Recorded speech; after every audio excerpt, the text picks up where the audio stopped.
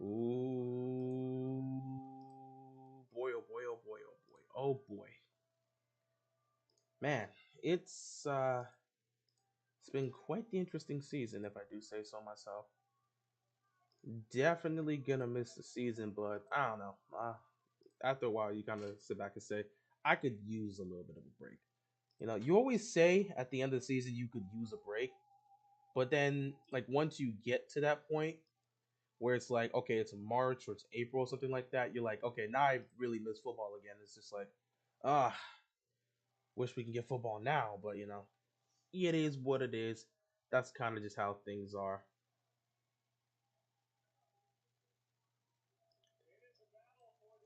But this game right here, however you want to look at it, this game is vital.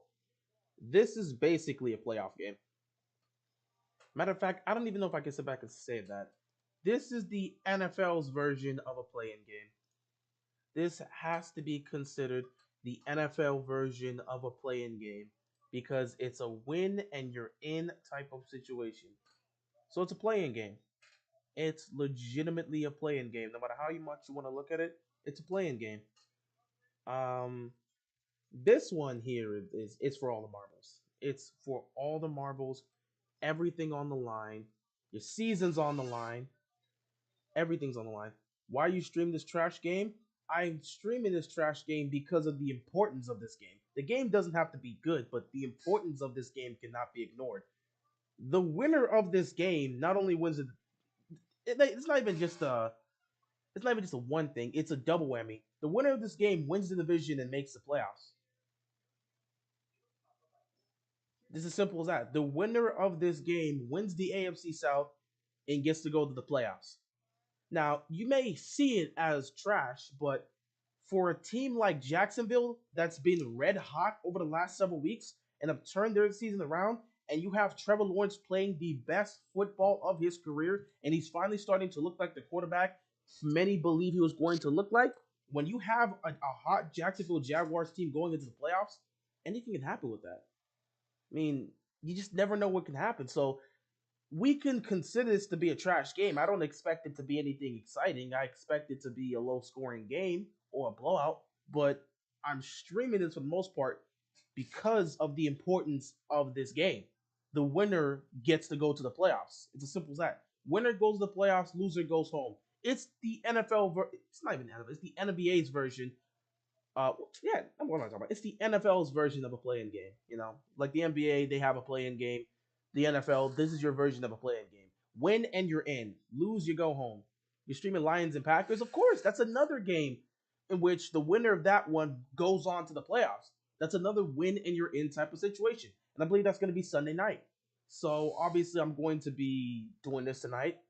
Um, I'm really debating as to whether or not I want to actually stream that game tomorrow between the Ravens and the Bengals because that game for the most part, I mean, the Bengals have already won the AFC North. There's nothing you can do there, but I guess the circumstances is if the Ravens win that game, they have a chance to flip for a coin to see who hosts a home playoff game or something. I don't know. It's such a weird scenario. Not to mention in a game like that, there's a good chance that there'll be plenty of individuals that plenty of individuals that don't not individual plenty of players that just don't play for that game, knowing the significance because chances are based on how everything's looking, Baltimore and Cincinnati are going to meet up in the wild card round. So why put out your main guys there in a situation where you're going to face off against them next week when you could rest your main guys? So who the hell knows how tomorrow's going to look? Anyway, here's the kickoff. Winner of this game gets to advance to the NFL playoffs. How would the Steelers make the playoffs? Steelers have to beat the Browns, and they need both the Dolphins and the Patriots to lose. So if Dolphins and Patriots lose their game tomorrow and the Steelers win, the Steelers are in the playoffs. Anyway, Tennessee, if they're going to get to the playoffs, they have to rely on quarterback Joshua Dobbs. Um, I don't know what to tell you. Yeah, I really don't know what to tell you here. Either way, Derrick Henry's gonna have to run his way. He's gonna have to run his team into the playoffs. So it's all on Henry here. 1st and 10. Obviously, you hand the ball to Derrick Henry. And if Jacksonville, wow, great stop here early on. A loss for one. If Jacksonville's defense can stop Derrick Henry, undoubtedly, the Jaguars are advancing to the playoffs. So it all comes down to Derrick Henry. Second down and 11 coming up here for the Tennessee Titans.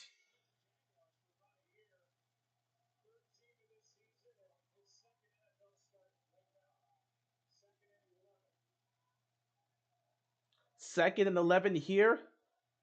Dobbs takes a snap, quick throw, fires, caught, picks up a couple yards, second down. You think Lamar's having contract talks? Honestly, don't know, don't care. That's his own personal problem. The man said it. The man said coming into the season, I'm not having contract talks until the offseason. I'm not having talks during the regular season.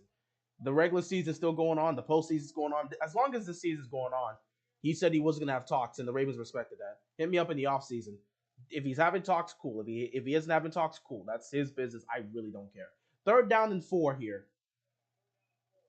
Dobbs got to look for something quick. Pressure is coming, so he's got to get the ball out quickly. It's a low throw, and it's dropped. You could have had a first down here, but the throw itself is short.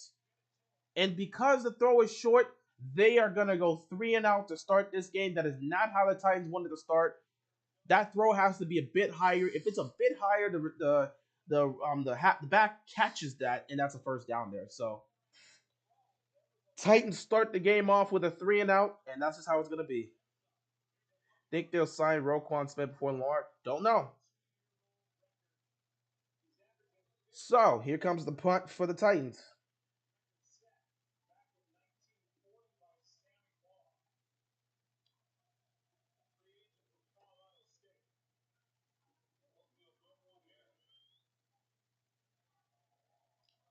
Here's the punt, and Tennessee has now given the ball to Jacksonville. First drive coming up here for the Jacksonville Jaguars. They're gonna return this, and he's going to be stopped right at the 20-yard line. So first and 10 for the Tennessee Titans at the 20-yard line, and here comes the man of the hour, Trevor Lawrence. Trevor Lawrence has had a great season. He has turned it around. Last year, 12 touchdowns and 17 interceptions. This season, 24 touchdowns to 8 picks. And if he wins tonight, his team is in the NFL playoffs. And we know Trevor Lawrence is a winner from college. So if he can get into the tournament, anything can happen. And this year could be a very exciting tournament. Patrick Mahomes, Josh Allen, Justin Herbert, Joe Burrow, maybe Lamar Jackson. You can get Trevor Lawrence in there. You're going to have a hell of a tournament in the AFC with all these young quarterbacks. First and 10, play action here. Lawrence looking downfield, fires over the middle, incomplete. But a flag is on the play. This is probably going to be holding on the defense. I'm not going to talk about another man's weight. Whatever you feel is the answer is whatever you feel the answer. I'm not going to talk about that. Penalty is on the Titans like we thought, but this one looked like it was a hands illegal contact. So it was hands to face on the Titans on Felton. Yeah, ooh. That's definitely a penalty there.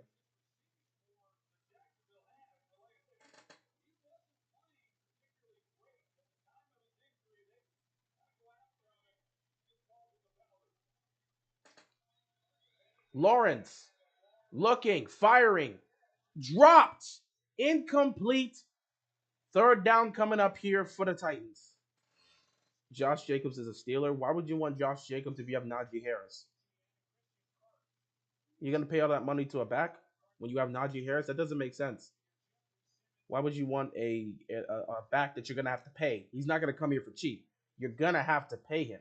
Why would you want him when you have Najee Harris, who's on a rookie deal and is doing well enough for you? That doesn't exactly work here. You could have said another player, but a running back is not the issue with the Pittsburgh Steelers. Second down and 10 here for. Sorry, second down and 10. Oh, because it was a penalty. You never mind. Second down and 10. They're going to toss here. I forgot. The penalty happened on first down. Nice toss here, but it only picks up about 2.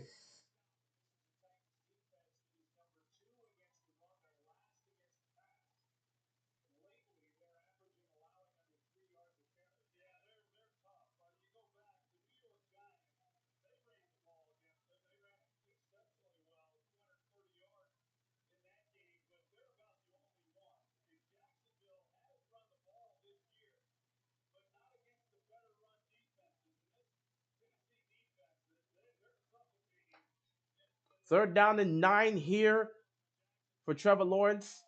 He's going to take the snap, looking towards his left. He's going to toss it here. Oh, whoa, whoa. This is going to be close. He's going to be short. He's going to be short. He's going to be short. Zay Jones could not keep his balance. Now, was he touched down? Was he touched down? If he was touched down, he's short. If he was not touched down, yeah, he's touched down. He's touched down. He is touched down. So he is definitely short. And the Tennessee Titans here they're not going for it on 4th and 1. Doug Peterson is insane to go for it on 4th and 1 on the first drive of the game. No way in hell they snap this. They're going for the hard count. No way in hell they snap this. Doug Peterson is not that crazy to snap something like this. That would be insane. They're going for the hard count. So Tennessee doesn't fall for it. The Jaguars are going to punt the football. We have Najee Harris. We don't need another running back. Our problem is Matt Canada is our offensive coordinator. And that is the case. We'd have the best running back depth in the league. And where would that get Pittsburgh exactly? Also, you would have to pay him, right? Why would you pay all that money to another back when you got one great back already? And that means you're going to have to split carries between the two. And if running back depth is the only thing you're worried about, you're not going to worry about that offensive line. You're not going to worry about fixing some issues in the secondary. You're perfectly fine with everything happening there. You think Pittsburgh wants to do that? You also don't think the play calling, that's not my problem. I'm not a Steelers fan. I hope you guys do get him so that you can spend all that money and fix on adding to a section of the team that has no problems right now. Instead of addressing the issues, I'm perfectly fine with you guys getting another back. Oh, nice hit right there. But yeah, Tennessee is going to get the ball. What's going on, Vonnie? Appreciate you stopping by for this AFC South matchup. This is going to be an interesting one here. It's basically the NFL's version of a play-in game. Win and you're in. The winner of tonight's game will be winning the division and advancing to the NFL playoffs next week, and the loser goes home.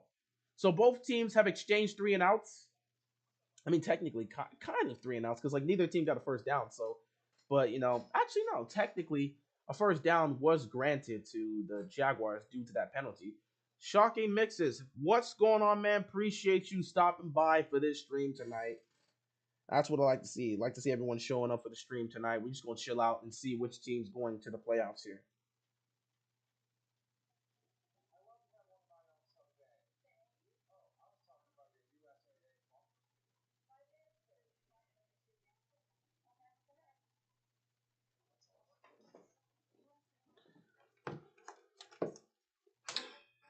Oh, boy.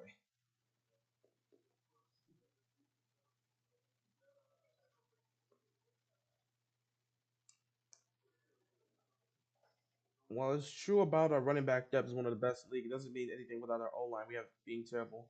Tom Brady's a Steeler. Tom Brady would sooner... I'm not going to say nothing. Tom Brady's not going to a page. They're not going to the Steelers. And why would Pittsburgh want Tom Brady? Why would a guy that you've hated for 20 years, why would you want him to be your quarterback?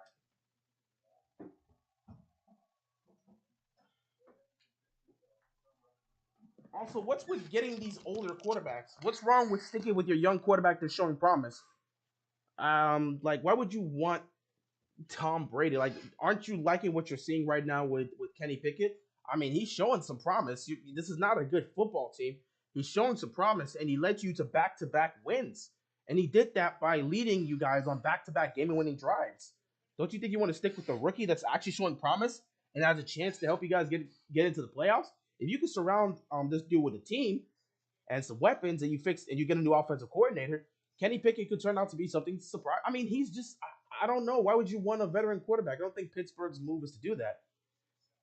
Legitimately, why would you want that? Sure, Lamar's gonna be a Steeler. That's what you take away from that. Tom Brady can quarterback sneak like no one else. Yeah, but why would you want an older quarterback that's sooner going to be on his way out? I thought this whole thing was. I mean, if that was the case, Ben should have never retired. If that's the case, keep Ben Roethlisberger. Y'all were still winning football games with him, so keep Ben. I just don't see why they would try to go get an older quarterback instead of sticking with the young quarterback that's showing promise in his rookie year. I'll just be weird. You got something there. Build on it. You know what? Then again, I don't want you to build on that. I want you to ruin it. 1st and 10 here, handing the ball to Derrick Henry. And Derrick Henry, again, getting stopped behind the line.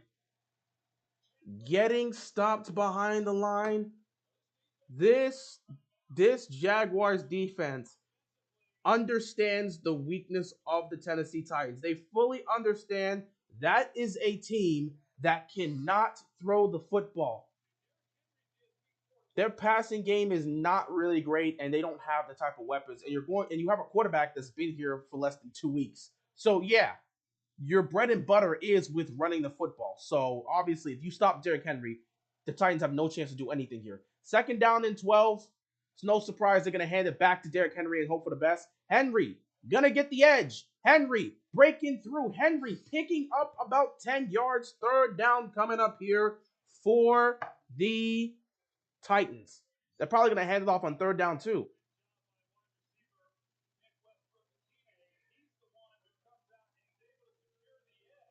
Nate, sure, Nathan. I mean, if that's what you believe is going to happen, if you think Peterman's going to come here, sure. If that's the answer you're looking for, sure. Steelers have to go the Buffalo first round, so they're going to be one and done anyway. I mean, assuming Pittsburgh makes the playoffs, I still am going to hold on to belief that Miami's going to make it because I think New England's going to choke. Third down and 2. Dobbs keeps it, throws it, and it's caught for the first down. Titans moving the chains. First down, Titans. But yeah, I still believe the Dolphins are going to make the playoffs. I know the Dolphins don't control their destiny, but I don't see New England beating Buffalo tomorrow. Like, I don't think the Patriots are going to beat Buffalo to make the playoffs, and I think the Dolphins are good enough to win their game tomorrow and just hope that the Jets, I mean, just got to hope the Patriots lose. So I think the Dolphins are still going to the playoffs, but I mean, if somehow both the Patriots and the Dolphins lose and Pittsburgh wins, then hey, hello Pittsburgh. First and 10, Derrick Henry bursting through, picking up about 7, second down. The Dolphins don't have Tua. The Dolphins don't have Tua, and they don't have Teddy Bridgewater. Okay, you don't have a quarterback, but you have talent all over that roster, and you're supposed to have a good coach. If you can't win a football game with the situation here, I don't know what to tell you. Miami's last opponent, let me see just to check. But Miami is going up against the Jets. If you can't beat you're going to be at home. Miami's going to be at home for week 18. You can't beat the Jets. They have Mike White as a quarterback, and you can't beat the Jets. Second and 3, quick throw here by Dobbs. It is caught, and a first down is picked up. The Titans move the chains once again. Like I'm just saying, if you can't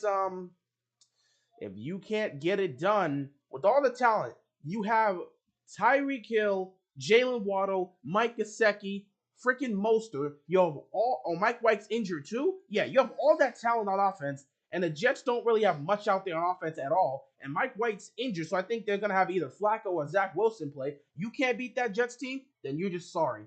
You don't deserve, with all that talent and a good coach, you can't win that game. Yeah, you don't deserve to make the playoffs. So I think the Dolphins are gonna make it. First and 10, handing the ball off here again to Derrick Henry because that's what they're going to have to do, and he picks up about 3. Second down coming up here. This has to be the formula. They're going to have to continue to run the football here with they're going to have to continue to run the football with Derrick Henry and get these quick throws, initiate the play action passing game, and get these easy throws. Derrick Henry, 5 rushes, 17 yards right now. They are doing everything they can. Dobbs is coming off the field. They're going to run the wild card. They're going to run the wildcat here. They're going to run the wildcat here. They have Derrick Henry taking the snap here. Wildcard. Jeez, I said it twice. Wildcat formation. They're going to pick up about 5 yards here. Third down coming up. So they ran the wildcat here. I almost said wildcard again. They ran the wildcat formation here. Took Dobbs off the field. Had Derrick Henry take the ball, and he handed it to do you think the Ravens should rest Huntley if he's not 100%? Rest him for what? Rest him for what? What are they resting him for? Third down and 3. I mean, I don't think Huntley's going to play. I'm pretty sure Anthony Brown for the playoffs. They don't expect. Well, here's the thing. They don't expect Huntley to be out there for the playoffs.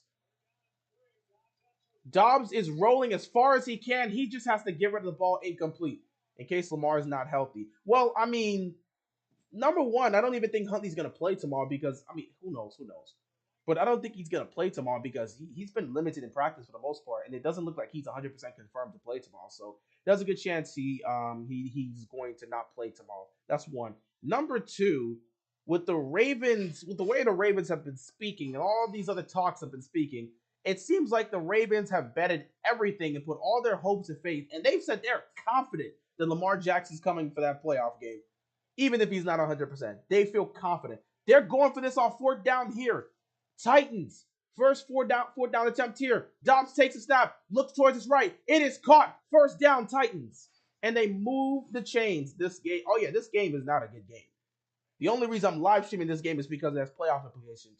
The winner of this game is going to the playoffs. And because of that, I'm going to live stream it. But yeah, I mean, I doubt. I don't know if Huntley's going to play at all. I'm pretty sure there's a good chance Anthony Brown's going to be the one to play. So I mean, should they? Shouldn't they? The Ravens, for the most part, don't seem like they're preparing for Huntley to be in the playoffs. They all, the way they've been talking, they 100% believe Lamar's coming back next week. So I mean, Huntley, they don't expect Huntley to play. Derrick Henry gets swarmed and stopped at the line of scrimmage, second down combination where Lamar is not healthy. Again, you're kind of screwed either way, so it don't matter. You kind of just got to go with however the situation is looking. So, like, if there's no Lamar, there's just no Lamar.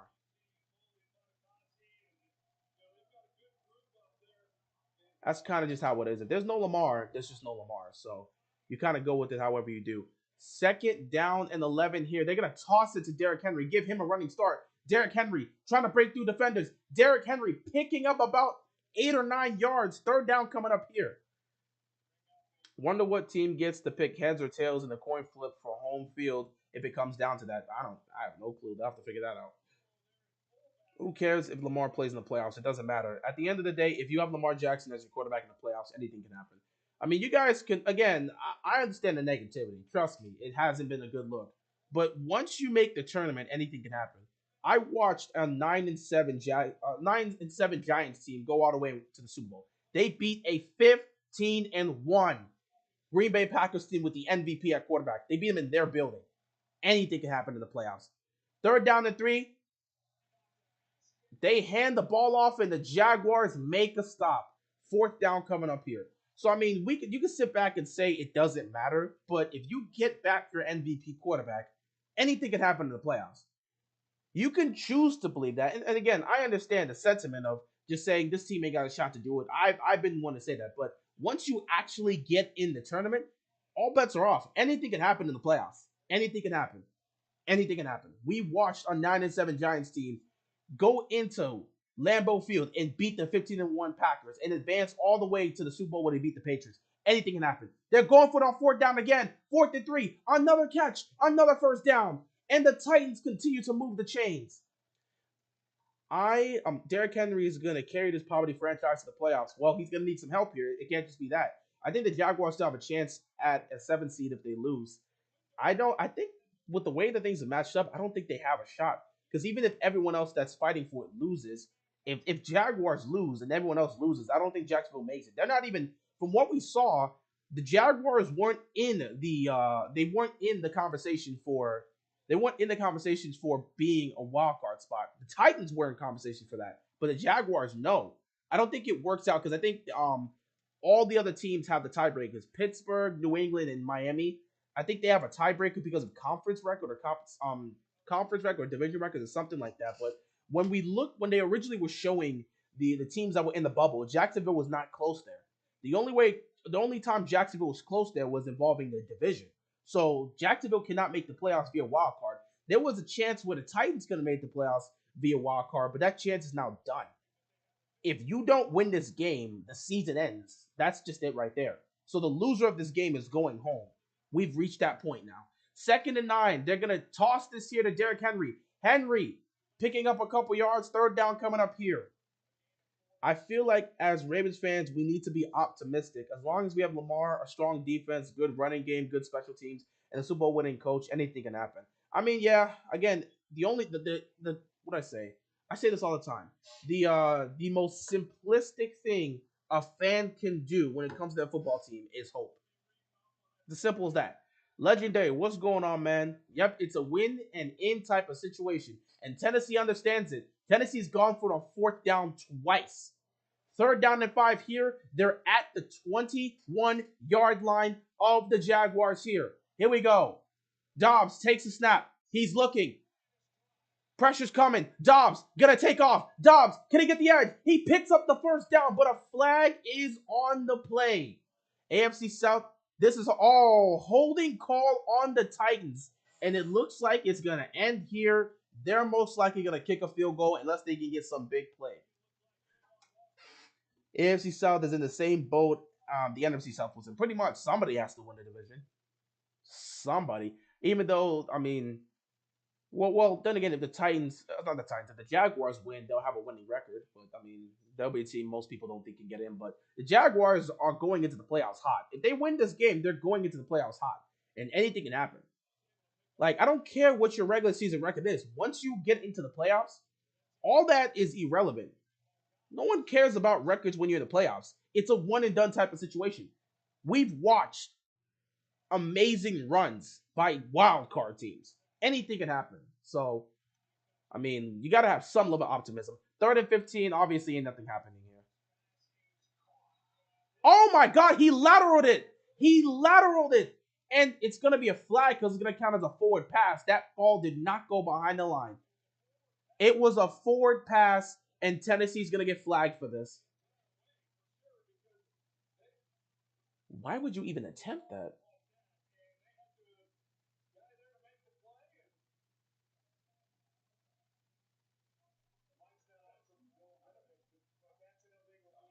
That's an illegal forward pass. Why would you even attempt that if you're Tennessee? Are you trying to get out of field goal range? That is an awful elite. That's a by far that's an illegal forward pass. It's not even close.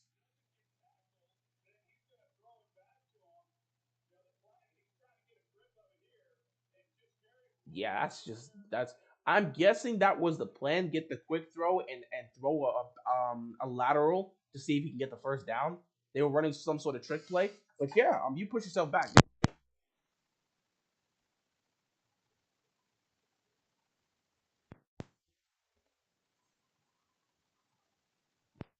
It is hot in here. Tennessee kicks the field goal. They're good. They get the first point. They get the first points of the night. 3-0 game. It's hot here. I accidentally knocked down my mic. I have to take this off. Oh God, it's hot in here. It is hot in here.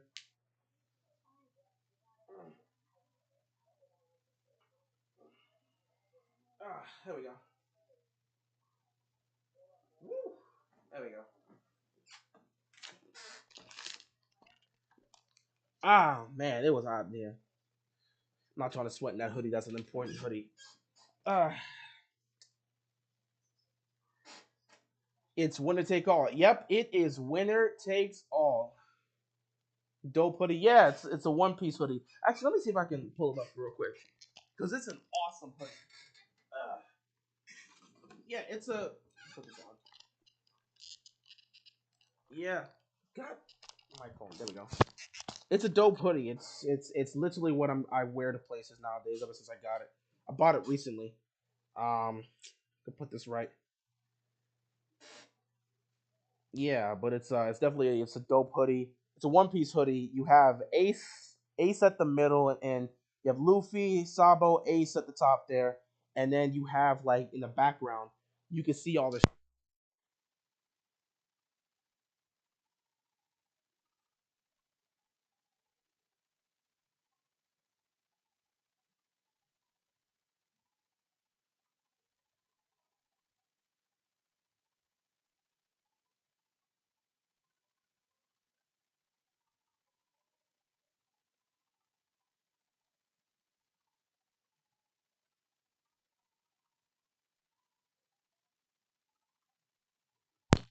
My bad. See, again, when I have a limited mic, I actually can't move back. So yeah, it's a cool hoodie. It has all the one. It has all the straw hats on it, and then it has Sabo and Ace there. See, when you have a limited mic, my cord for this mic is not that long. So if I go so far, I'm knocking the mic out. So I do got to be careful with that. But yeah, it's an awesome one piece hoodie. I love it. Has all the straw hats there, and then it has Luffy, Sabo, and Ace right at the centerpiece. Get this out the way. Right at the centerpiece, and I love it. Steals a win of Super Bowl. Hey, anything can happen. It's nice to dream. You know, anything can happen. Kenny Pickett is him. Don't know if you can say that, but it is what it is. That mic has held up good all last year. That mic was awesome. My old microphone, where is it? Where do I have it? This microphone held up all last year. Now, I don't think it's actually the microphone itself. I believe it's cord. My actual cord. The cord itself, I think, has an issue, so I have to see if I can get a different cord. But I think the microphone's still fine. It's just the cord that connects to this is acting up. So I'm using the headset mic until I can get a new cord to test it out. That's the one that started out. Oh, not this one. This one is not the one. This was a gift for my cousin. This one was a gift for my cousin. That's the one that I've been using for this past year. In terms of the one that I was using in 2020, not 2020, the one I was using in 2021, it was this mic. This is the first mic I was ever using when the studio first came. This is the first mic. So this is the first mic I was using when I got into the studio. I rocked with this for 2021. And then for 2022, I switched over to this mic. And now I have to get a new cord for this mic because I'm pretty sure this is fine. Trevor Lawrence throwing over the middle. It is caught. Picking up around 6 yards. Second down for the Jaguars. It is what it is there.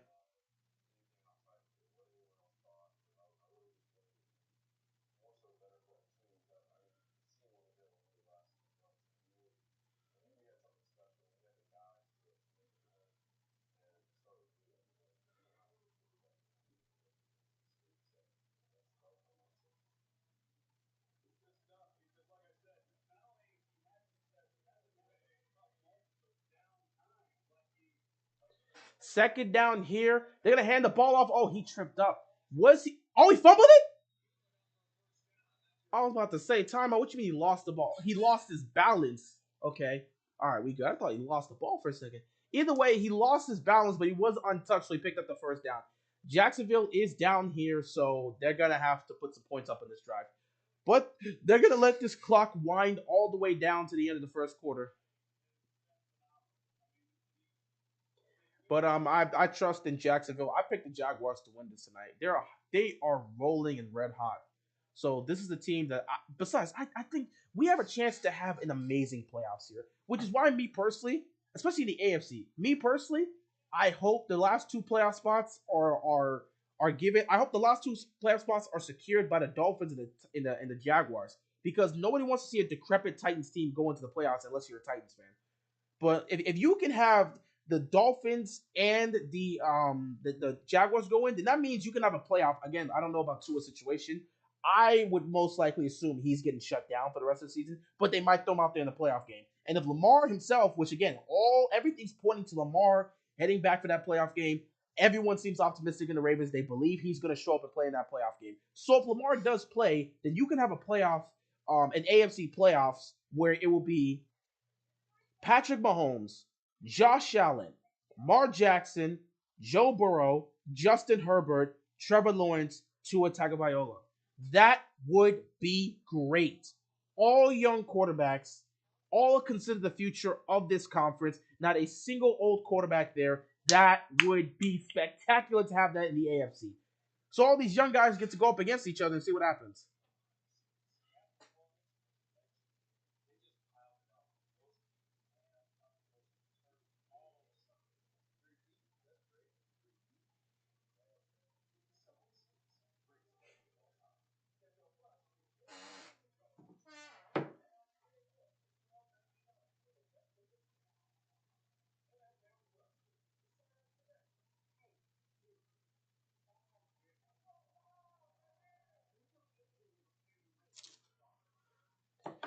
Football, everyone wants to see the Steelers in the playoffs. Only Steeler fans want to see Steelers in the playoffs. No one else cares about the Steelers.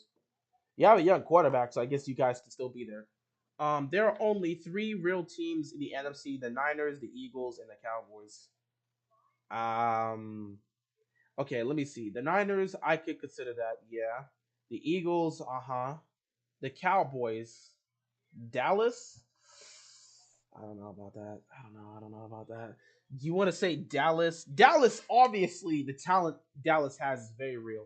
See, there is a Monday wild card game. I know it. Someone was saying there wasn't a Monday night wild card game. There is. So Saturday you have two playoff games. Sunday you'll have the other three. You have three, and then Monday you'll have one. So yeah, there is one Monday night playoff game. Wonder who's gonna get that wild card game. But yeah, I don't know if I want to say Dallas is a real team in terms of contention. They definitely have the players to compete, but I don't trust them. I've never trusted the Cowboys in the playoffs. First down and 10 here. Nice stop right there at the line of scrimmage. Maybe a yard's picked up. Second down coming up here for the Jaguars. But yeah, I believe you in the Niners and the Eagles. I think you can really just say those two because I look at the Minnesota Vikings. The Minnesota Vikings are very, very fraudulent in terms of how, again, if they have to constantly come from behind, a team that's constantly coming from behind is going to be a team that's just risky in the playoffs because you're not going to be able to make a comeback every week. And Kirk Cousins in big moments doesn't really show up a lot. Quick throw here on second down, maybe 2 yards is picked up. Third down coming up here. I just don't trust the Minnesota Vikings. I don't trust Kirk Cousins in those big moments. You had a chance to take down the Packers in an important game when you were fighting for the number one seed, and you failed at it. I just really don't trust the Vikings. So I'll say that there. Past that, who else is in the playoffs? Tampa Bay. I don't trust Tampa Bay. I know what Brady's about, but I don't trust the team as a whole. The Giants. I don't know if I can say the Giants are a real team, but the Giants are definitely they're a surprise wild card team. I don't think you should underestimate the Giants. Third down and 7. Lawrence hanging in the pocket, delivering.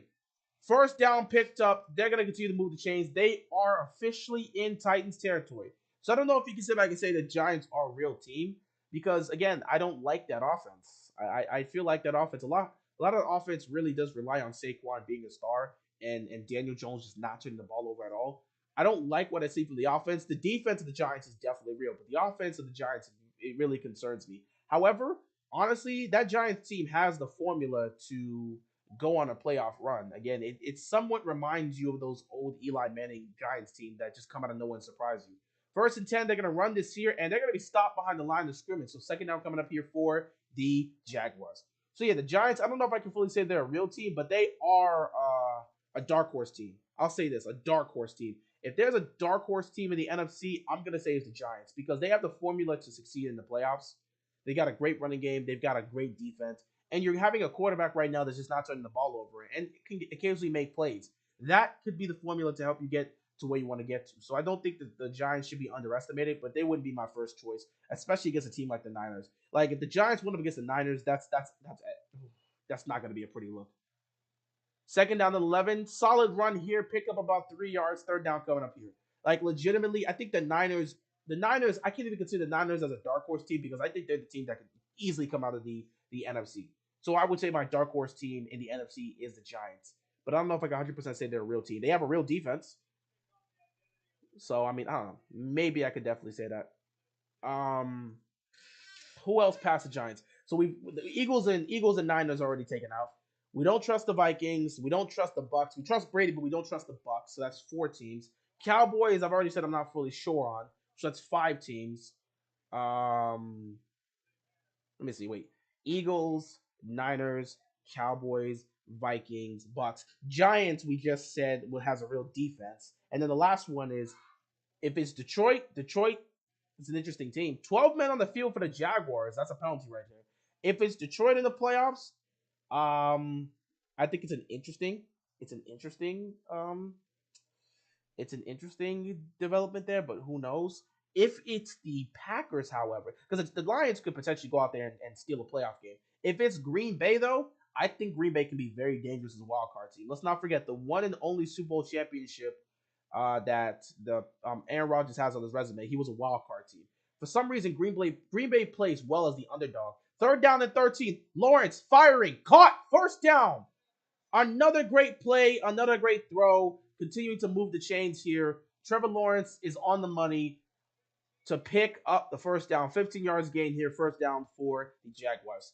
But yeah, if Green Bay gets into the playoffs, watch out. and Aaron Rodgers right now the defense is playing well. That defense is forcing turnovers, which is crazy. So the defense is playing well. Last time Aaron Rodgers had a defense playing well in the playoffs, he won a Super Bowl. They have a running game, which is exactly what you need for the playoffs. And if Aaron Rodgers can just be the Aaron Rodgers we've seen over the last couple weeks, Green Bay could surprise teams and actually do damage. However, I still don't think they'll beat the Niners. First and 10, quick throw here, gets it to Zay Jones, picks up about 5 seconds down there. Like the one team I don't think the Packers can beat is the Niners. I think they can upset the Eagles potentially, but I'm not fully sure. It depends on the health of Jalen Hurts. I absolutely believe they'll beat the Cowboys. The Vikings, I absolutely believe they can beat. The Giants is an iffy one, but I think it can come down to the wire, but I can see that happening. And the Bucks, I don't know about that. The Bucks might be an interesting team. Brady versus Rodgers. Brady's had the upper hand there, but who knows how that can turn out. Either way, I think the Packers could be an interesting team to see. Who do you trust in the AFC? Well, number one, Kansas City. Kansas City has won a championship and been to 2 Super Bowls, so they're the number one team I trust. Second down and 5. Nice toss here. Checks the ball down. Picks up the first down. They continue to move the chains here. Another first down for the Jaguars. So yeah, I automatically trust the Chiefs. Another team I trust is I have concerns, but I do trust them is the Buffalo Bills. I trust their defense. I trust their ability. I have concerns about their running game, but I do trust them for the most part. Past that, I don't think there's any other team in the AFC that I can 100% say I trust. However, there are teams that I can see go the distance. Cincinnati last year proved that they can go the distance by getting to the Super Bowl. They're right back at it. They're right back at it in the playoffs, won the division, and we'll see what happens. Oh my God.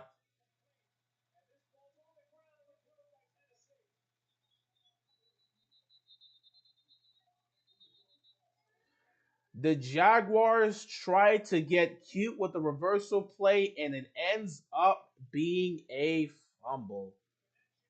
Well done. The connection wasn't there, and Jacksonville turned the ball over when they were in prime position to score.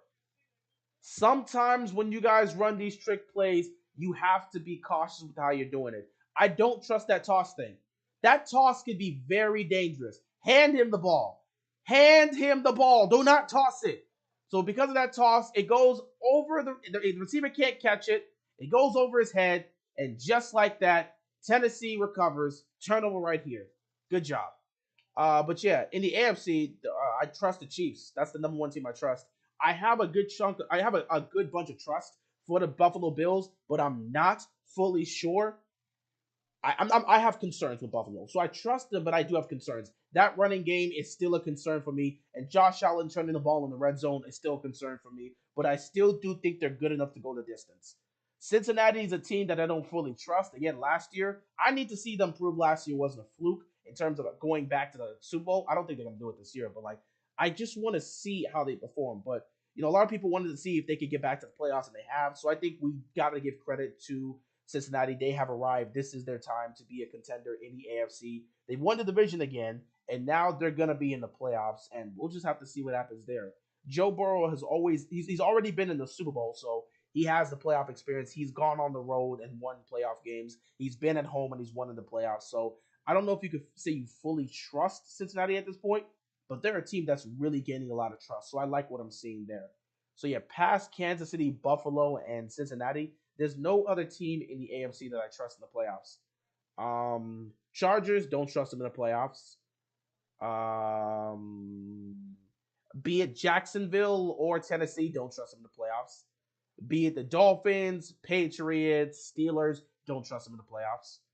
And Baltimore, don't trust them in the playoffs. We haven't done anything in the playoffs we've won 2 playoff games in 10 years. We won 2 playoff games in 10 years. Hard for me to trust you when you've won 2 playoff games in 10 years. Very, very, very hard for me to trust you when you won 2 playoff games in 10 years. I trust Lamar Jackson. I don't trust the Ravens as a whole. And again, the playoffs is a team. This is a team game. So even if Lamar gives his A game, if guys aren't catching the ball, if plays aren't being made, if the defense is not making stops, you're going home quick. So I like Lamar. I trust what Lamar can do, but I don't trust the team as a whole. Not to mention, again, you've won 2 playoff games in 10 years. you have lost your trust. Until you can prove it, you've lost your trust. So yeah, I trust Kansas City. I trust Buffalo a good bit, and Cincinnati is definitely earning trust. Past that, no one else in the AFC deserves trust right now. 1st and 10. Dobbs checks it down here to Derrick Henry. And here goes Derrick Henry picking up the first down and more. Teams that are most likely to choke: Cowboys and Vikings. Cowboys and Vikings. That's all that needs to be said. Cowboys and Vikings. Cowboys and Vikings are the two most teams that are likely to choke. Cowboys and Vikings. Cowboys and Vikings. Nothing else needs to be said. Cowboys and Vikings. Cowboys and Vikings are the two most teams that are likely to choke in the playoffs. Say whatever you want. Those are the two. 1st down and 10. Handing the ball off here to Derrick Henry. Henry picks about 2 yards, 2nd down here. I don't trust my team either. Look how they released Deshaun Jackson and Nick Boyle today. We'll see with that one. That's a bit different. Baltimore has been known to do this. I don't think Nick Boyle's coming back, but I could very well see Deshaun Jackson coming back. They've been known to do things like that. They need an extra roster spot. Baltimore has been known to release guys because they need an extra roster spot or needs to make some moves, only to bring those guys back. So I don't think Deshaun Jackson is just gone for good. He's just going to be he's sick this week, so he can't go. So they're going to use that roster spot that he's taking right now to bring someone in, and they'll bring somebody back in. They'll take whatever they need to do, whatever movements they need to make, they'll make it. And Deshaun Jackson will be back next week. I don't think they're just releasing him for good. He'll be back next week. Baltimore does this all the time. 3rd down and 5 coming up here for the Tennessee Titans. So I'm not worried about that. In terms of Nick Boyle has done nothing for you. He's not even helping with the blocking. The fact that he's playing football right now is crazy, considering the fact that he suffered a major injury. He teared like his ACL, PCL, MCL. His hamstring was messed up. The fact that he's playing football at all is crazy. And he obviously hasn't been the same. So that's obviously affected him, which is why he's not getting that playing time. 3rd down and 5 here. Dobbs. Over the middle. It's caught. 1st down picked up here by the Titans. But yeah, what's it called? Yeah, Deshaun Jackson. I wouldn't be surprised if he's back here next week. They know what they're doing.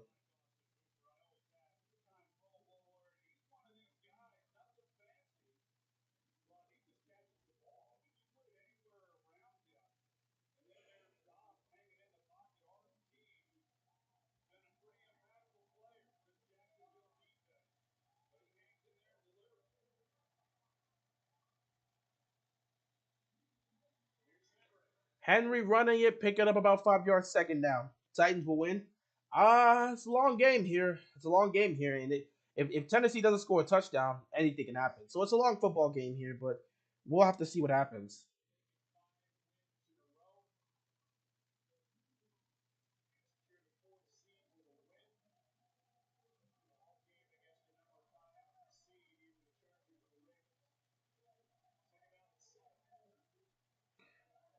Second down here for the Titans. They're going to look to hand this to Derrick Henry. Henry takes it. Henry picks up the 1st down, stiff arms a man into oblivion. That's just what Derrick Henry does. Derrick Henry is just different.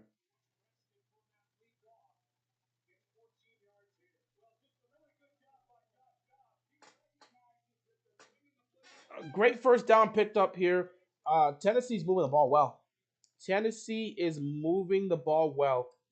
So yeah, Jacksonville, obviously, you're at home. You're going to have to get it together, and you just can't afford to turn the ball over. Jacksonville was on the verge of taking the lead, and they coughed up the ball.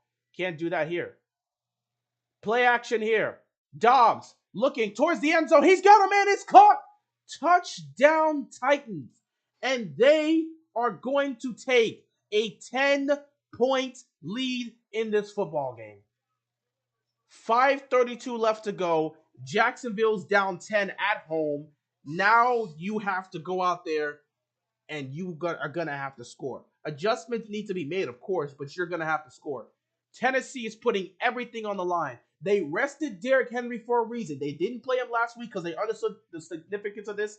And right now, Tennessee's getting outplayed. I'm not Tennessee. Jacksonville's getting outplayed. Tennessee has showed up to play. They've gone for it on 4th down. They've made plays, and they continue to make plays, and that's why they're up by 10. So if you are Jacksonville, you need to come out with that intensity and you need to respond here. If you're Jacksonville, you need a touchdown. You need a touchdown. If you're Jacksonville, you need a touchdown.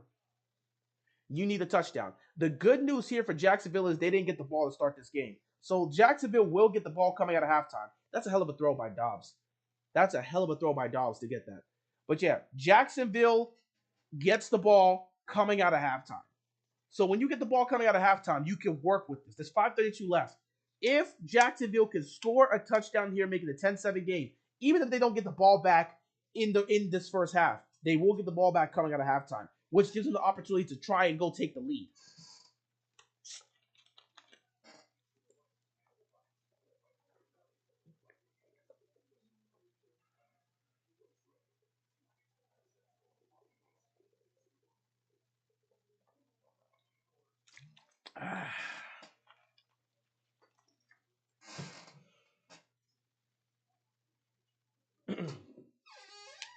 Teddy Bridgewater needs to retire. He's too injury prone. If the man wants to continue to play football, there's nothing you can do. Unless it ends up being life threatening, the man's not going to retire. And that's just reality. These athletes aren't going to want to retire. This is the game they love. Be it a backup or a starter or whatever. However they can contribute to a team and just continue to play football, they're going to do that. That's just how things are. And Teddy, man, Teddy's had a long journey. He's not just about to give it up just because, he's suffering all these minor injuries. Oh, man. Where is it? Ooh, where is it?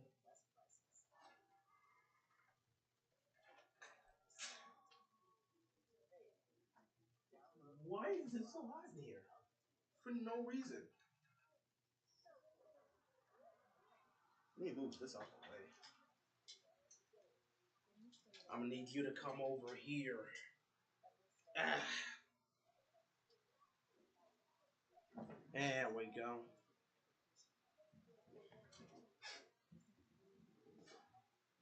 Yeah, you want the biggest one.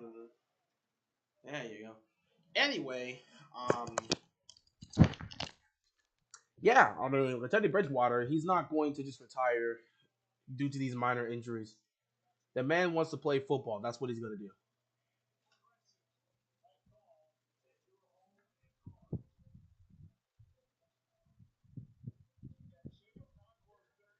But yeah, now if you're Jacksonville, you're down 10.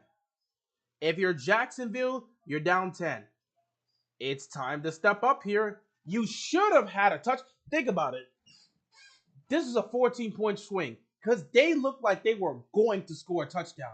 But instead, they give up a touchdown. Oh, here comes a big return. Here comes a big return into Titans territory. That is a huge return for the Jacksonville Jaguars. That is heavily needed here. That is a huge return for Jacksonville. They need to capitalize on this by getting some points on the board. If he could have had a little bit more blocking, if he had another blocker, he may have been able to take this. He probably should have cut this to the outside. He's probably not going to go the distance, but he gets a little bit more yards than he had. Either way, Jacksonville gets a 54-yard kick return here.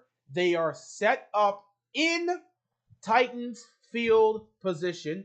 So now it's time for Trevor Lawrence and this offense to go to work and put some points on the board. First down and 10. Now they're going to try to fake a handoff and they get a toss here. And they pick up about 5 yards. Second down coming up here for the Jaguars.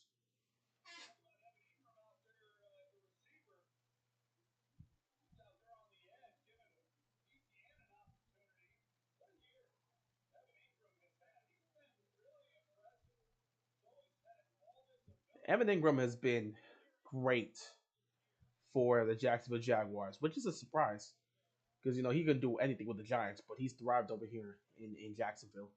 Second down and 5. Lawrence takes a snap. Pressure's coming. He's got to dump it off. Checks the ball down. Picks up the first down. That's what you need right here. 4:40 left to go here in the first half. Jacksonville looking to score just before the half. If you can make this a 10-7 game, you've got a great shot to win this.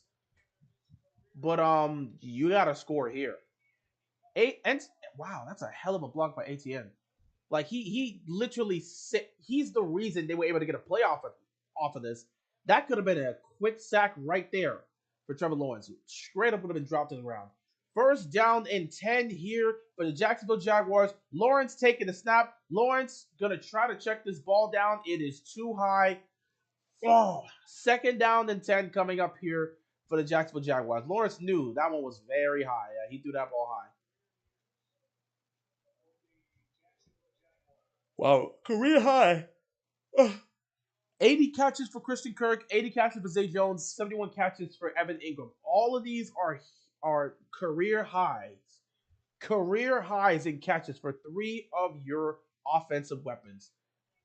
Jacksonville's having a great year. Well, it didn't start out great, but it's ending great, and if they can capitalize by getting to the playoffs, everything will be a success. Second and 10. Lawrence throwing across. He threw it all the way across the field to the right side, got it to Christian Kirk, who picks up a couple. Third down coming up here for the Jaguars. The big third down here. Obviously, if you're Jacksonville, you want to get points out of this.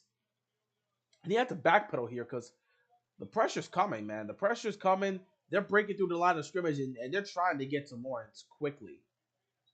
Third down here for the Jaguars. What is this? Third down and 6 for Jacksonville. They need to get to the 29-yard line to convert this. Here we go. Lawrence, quick throw over the middle. It is caught. First down picked up by the Jaguars. They continue to move the chains. 3:20 left to go in the game. They continue to make plays. That's what you need to see if you're Jacksonville.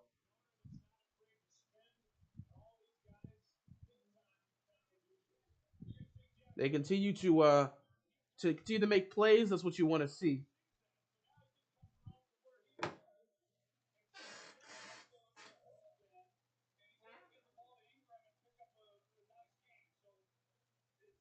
First down here by the Jaguars. Why does the Jaguars owner look like he's asleep? He probably is.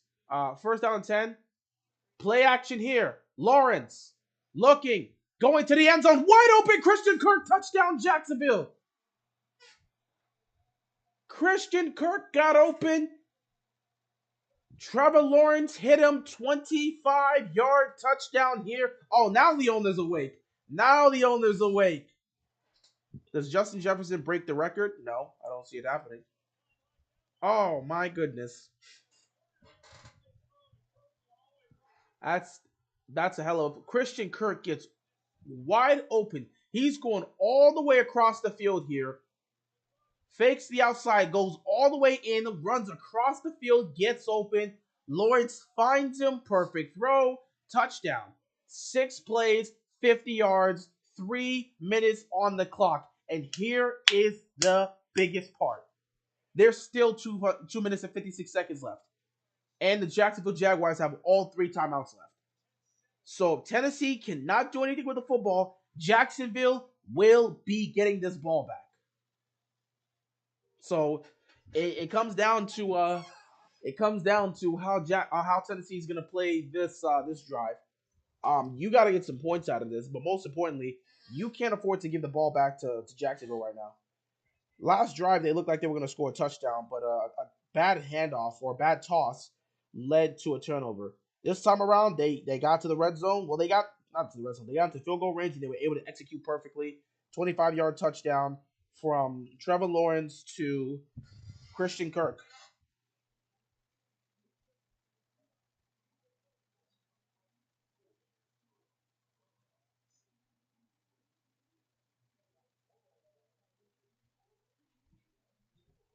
Man.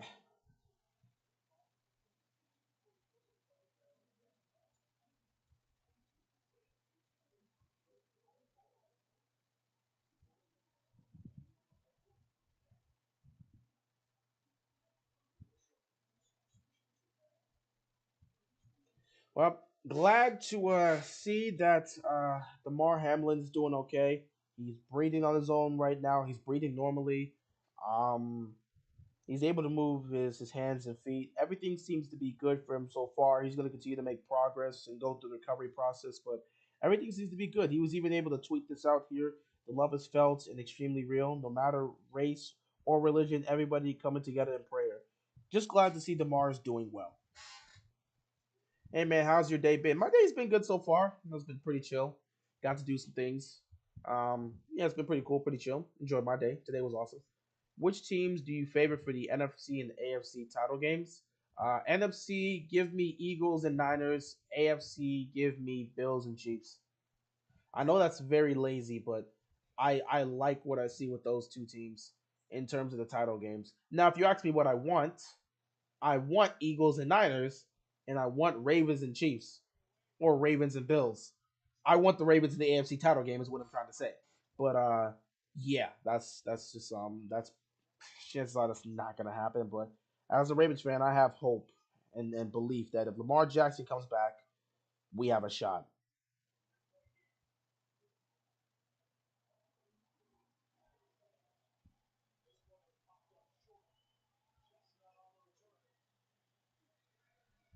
So here comes Tennessee with the ball. They will start at their own 28-yard line. 2:31 left to go in this game.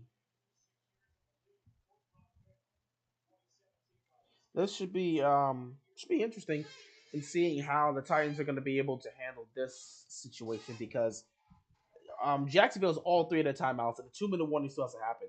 If you cannot get anything going and a three and out happens here, you're in trouble. So let's see what happens. First down and 10 for the Titans. You want to put some points up here, but most importantly, you don't want to get the ball back to Jacksonville. They hand it to Derrick Henry, and a flag immediately comes up here. Is this an illegal formation or something? Did somebody jump? False start. False start on the offense. If you're Tennessee, that is not what you want to do to start off this drive. This drive is way too important. Can't afford to make these type of mistakes. Tennessee's the veteran here. They've been to the playoffs. They went to the playoffs in 2017. Went to the playoffs in yeah, it was in 2017. Yeah, they went to the playoffs in 2017. Went to the playoffs in 2019. Went to the playoffs in 2020. Went to the playoffs in 2021. When did they playoffs in 2020? I believe so. But they've been to the playoffs a couple times. They're the veteran team here. First and 15, they're gonna stop this man here, Derrick Henry. You're the veteran team if you're Tennessee. Jacksonville hasn't been to the playoffs since 2017, that magical year. They should not snap this. I hope to God they're not gonna snap this before the 2 minute warning. Make it look like you're gonna snap it, but don't snap this before the 2 minute. Yeah, they're not gonna snap this. They're gonna wait until the 2 minute warning. They're gonna wait until the 2 minute warning. So my best friend is a huge Ravens fan. I'm going to surprise him by taking him to his first Ravens game. If they versus the Bengals, if it's they versus the Bengals, the wild card at home. Wait, is it mean?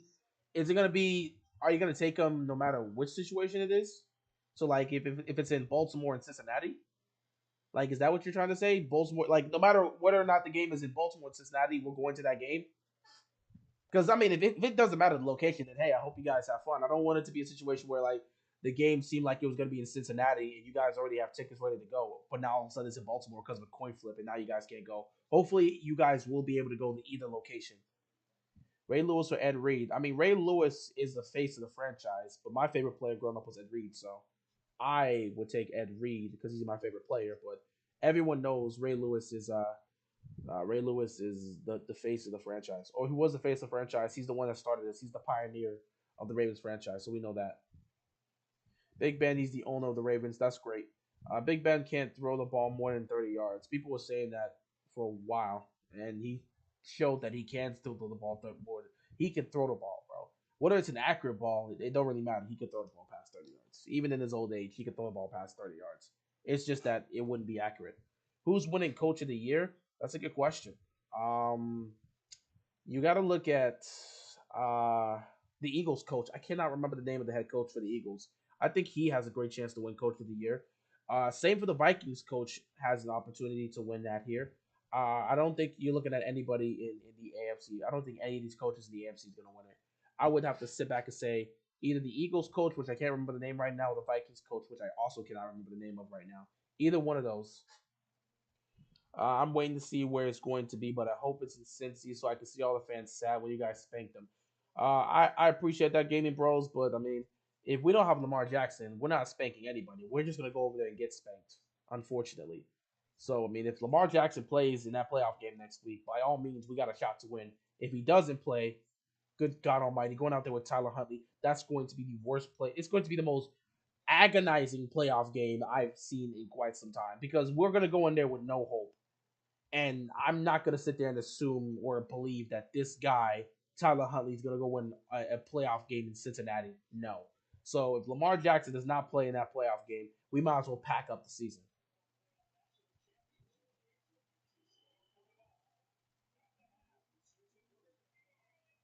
Coach of the year, Jeff Saturday. That's wild. Second and 13 here. Jaguars do really receive the second half kickoff. Both teams still have all 3 timeouts left.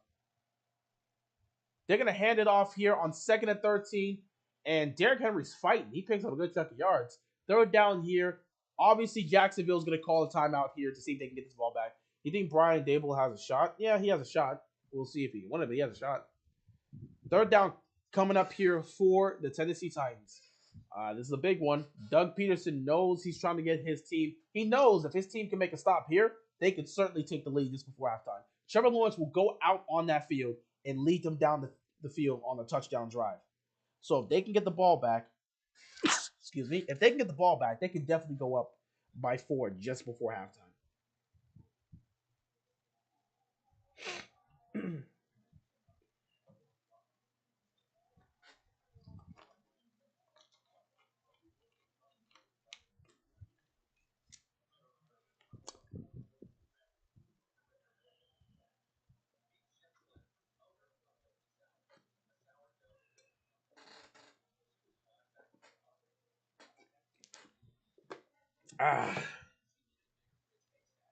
Mike Tomlin, coach of the year? Hell no.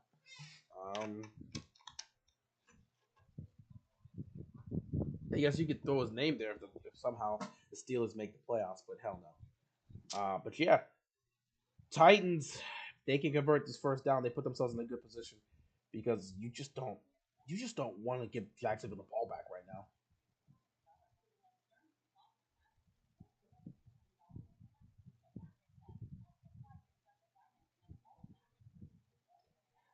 Yeah, you don't want to, man.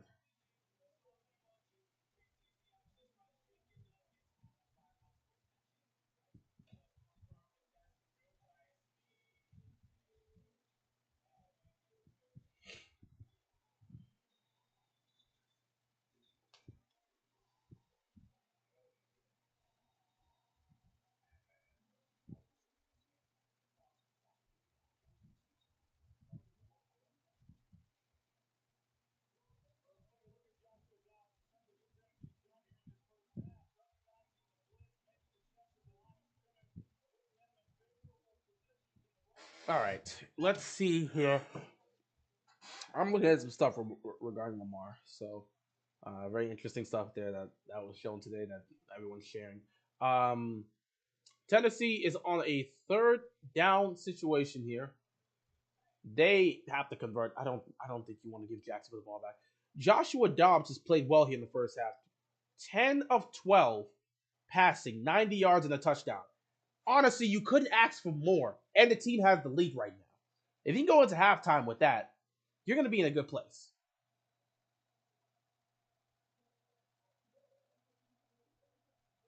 Third down and 9. Dobbs takes the snap, looking, firing, caught. Oh my God, they picked up the first down. And Tennessee will keep the drive alive. I just noticed that this is pretty much the first playoff game. Pretty much, again, it's a win or go home type scenario. So it's basically the first playoff game. You could consider this the NFL version of a play-in game. You know, like how the NBA has a play-in game, win and you're in. You can say that this is an NFL play-in game. Oh my goodness. They converted. First down here. Derrick Henry gets the ball and he's fighting, bro. He is fighting and they're trying to stop him. A minute 40 left to go here in the first half. Clock continues to tick. Doug Peterson is not going to call a timeout here because they were able to pick up a first down. Tennessee's not calling a timeout either. Clock continues to tick. This is exactly what Tennessee wanted. They didn't want Jacksonville to get the ball back under any circumstance. And it looks like being unable to make a stop on third down, Doug Peterson has chosen to quit. His team's not getting the ball back most likely, so he's not even going to try to use those timeouts to preserve it. Play action here. Dobbs. Looking, nothing there. He's going to take off. Dobbs going to pick up the first down and more. And now Tennessee has something to play with here. They're in Jacksonville territory. 1:05 left to go in this first half. Dobbs could potentially help lead them down the field. Not saying a touchdown, but a field goal can do something major for you. 65 seconds left to work with here, and you have all 3 of your timeouts. So you can use the middle of the field. You can absolutely use the middle of the field here if you're Tennessee. 1st and 10. Dobbs hands it off here to Derrick Henry. He's going to pick up a couple yards. I would immediately call timeout here. And there is the timeout by Vrabel. Mike Vrabel. He utilizes his first timeout here. This is the perfect time to call a timeout.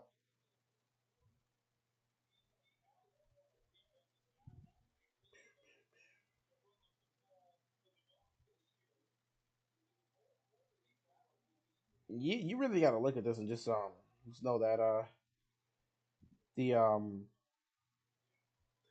the Titans right now, they're just fighting. They're fighting and they're playing so well. You watch boxing? I do watch some boxing. I enjoy a boxing match. I watch both boxing and the UFC. I'm more of a UFC guy than a boxing guy. But boxing's nice. UFC, you get to do anything in the ring. It's just mixed martial arts, so there's different ways. Again, from punches and kicks to submission holds, UFC is awesome.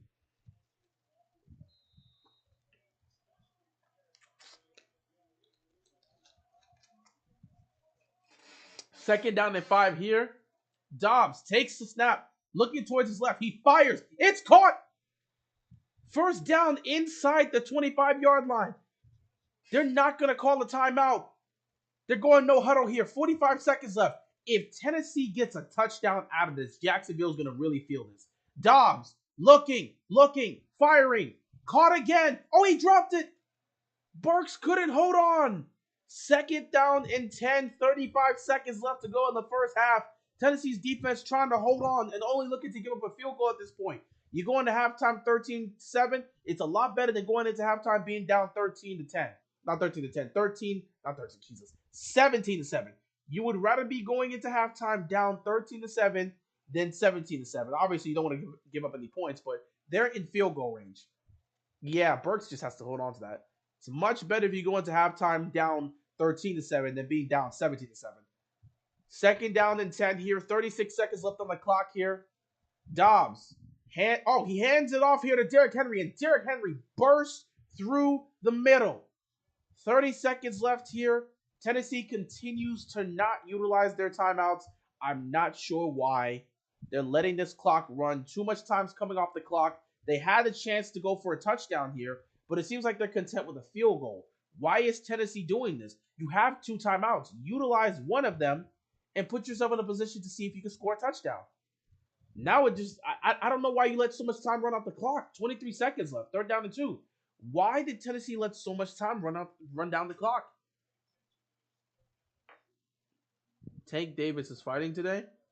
I might check that out. I just felt that there was too much time being taken off the clock. If you're in a position where you can score a touchdown, I would love for them to be a little bit more aggressive. But at the same time, them taking off all this time means that Jacksonville will get no shot at getting the ball back and doing anything with it, given the circumstances. But still, 23 seconds left. You still have some wiggle room to play with, and you're at the 17-yard line here. You got a shot. 3rd down and 2. You pick up this first down, you can do something with this. Here we go. 3rd and 2. They're gonna fake it to Henry. Dobbs looking. Dobbs trying to dance. Nothing there, and Dobbs gets stopped. And they're going to let this clock run all the way down to 3 seconds, call their timeout, and utilize and send out the field goal unit. Jaguars only have 3 possessions in this game. Recipe for success for the Titans. The Titans are dominating in time of possession. They're moving the chains, and they're just putting up points. That's exactly what you want to see. 17 carries in a half is crazy. Not really. When you're Derrick Henry, that's normal. So I wouldn't say it's crazy. But Tennessee was unfortunately able. They were unfortunately unable to get the first down, so they're gonna kick a field goal here with Randy Bullock. They can put up a field goal, make this field goal here, and make it a 6-point game. They'll be in a good position. Jaguars do receive the ball in the second half, though, but we'll see. Um, is Doug Peterson looking to ice the kicker? This is going to be a 39-yard field goal attempt for the Tennessee Titans. Doug Peterson might be looking to ice the kicker here. Yep, there's a timeout. He was looking to ice the kicker.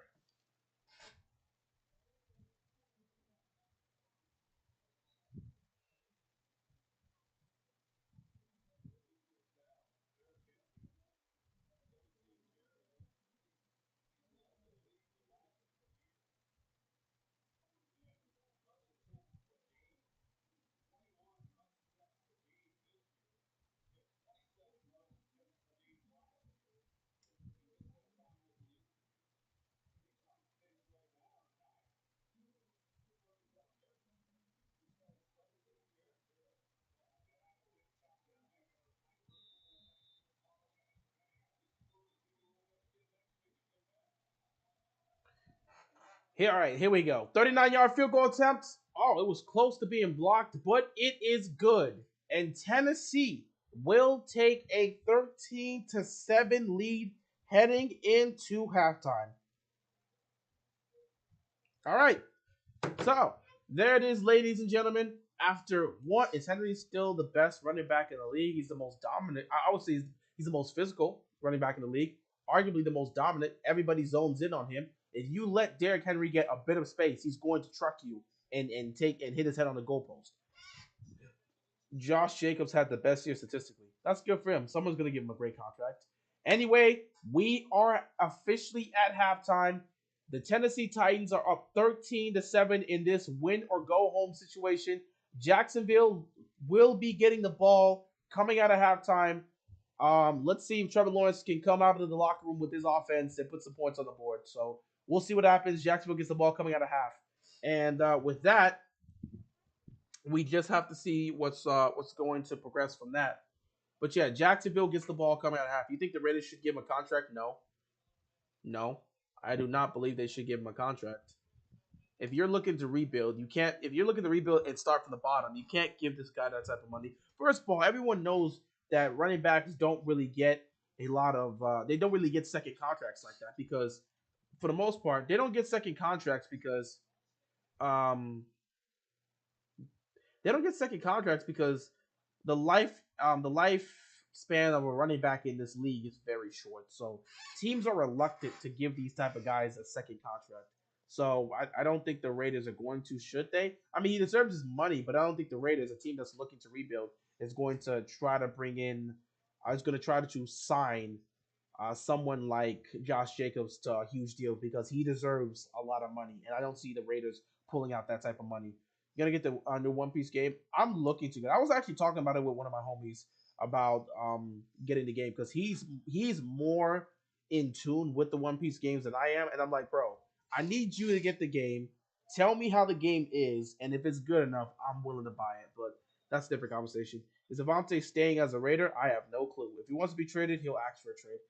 Future Raven for when Greg Roman gets appointed as a new head coach and we run the ball 45 times a game. And with that statement, I'm going to head out here for halftime. That statement right there was good enough to make me want to leave. So I'm going to head out for halftime. I will see you guys at some point in the second half.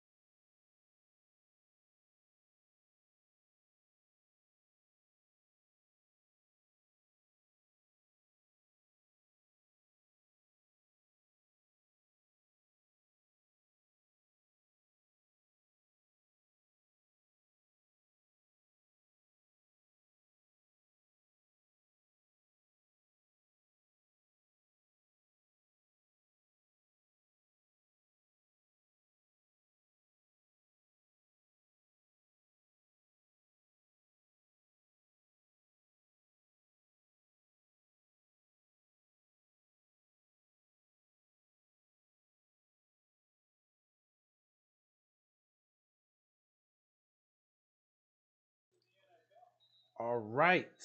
Second half is already underway. A minute into the third quarter. We gotta see what happens here, man. This is one hell of a game. What is it? 30 minutes away? Well, less than 30 minutes away from a team advancing to the playoffs. Will it be Jacksonville because they are at home, or will Tennessee be able to hold on? If you're Jacksonville, Tennessee's game plan right now is to kill as much time as possible. Run the ball, pick up first downs, dominate time of possession, kill the clock, put some points on the board, and see if you can get to the playoffs. Jacksonville has to be more aggressive in some of these moments, especially because every possession is going to count now.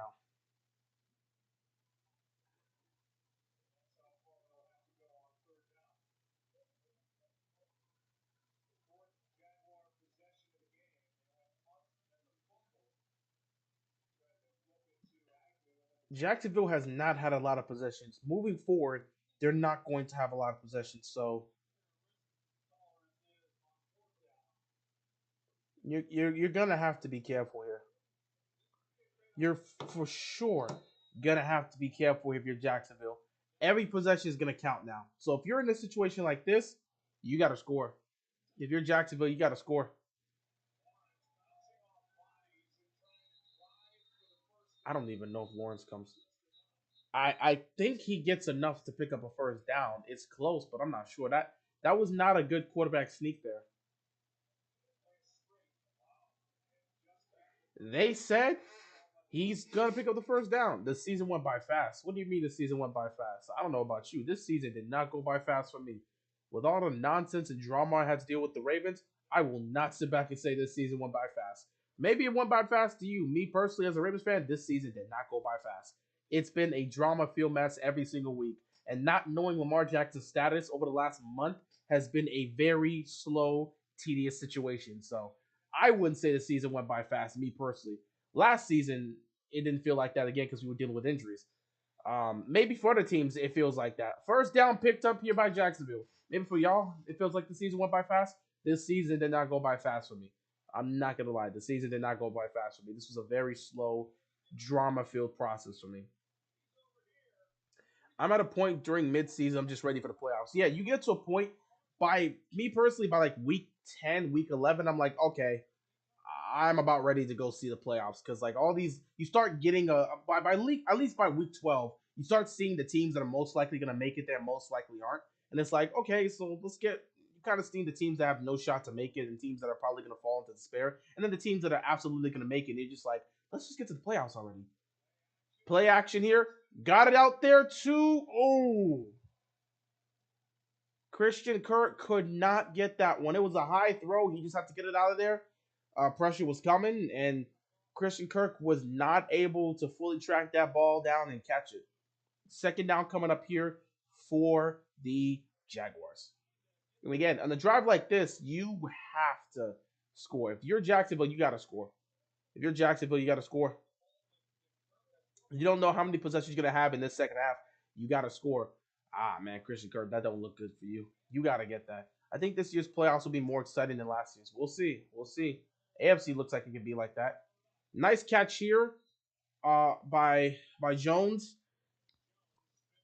Second, I'm sorry, it's not second. Third down coming up here. Our team's so bad. Prime time would be a better coach than Harbaugh. I'd like any new head coach. Honestly, I feel like there needs to be a new message in the locker room, but I doubt anything's going to change. I would welcome a new message. You can't having the same head coach for 15 years. At some point, it feels like things have to start changing up. You had him here for 15 years. The message is starting to weigh. We need some new blood. We need a new change in that locker room. That's all I'm saying, but it is what it is. Third down and 2 here for Jacksonville. Oh, look, there's a jump. False start, excuse me. False start on the offense here. Greg Roman could be the new head coach. Sure, bro. I'm not even gonna entertain that. False start turns this third and 2 into a third and 7.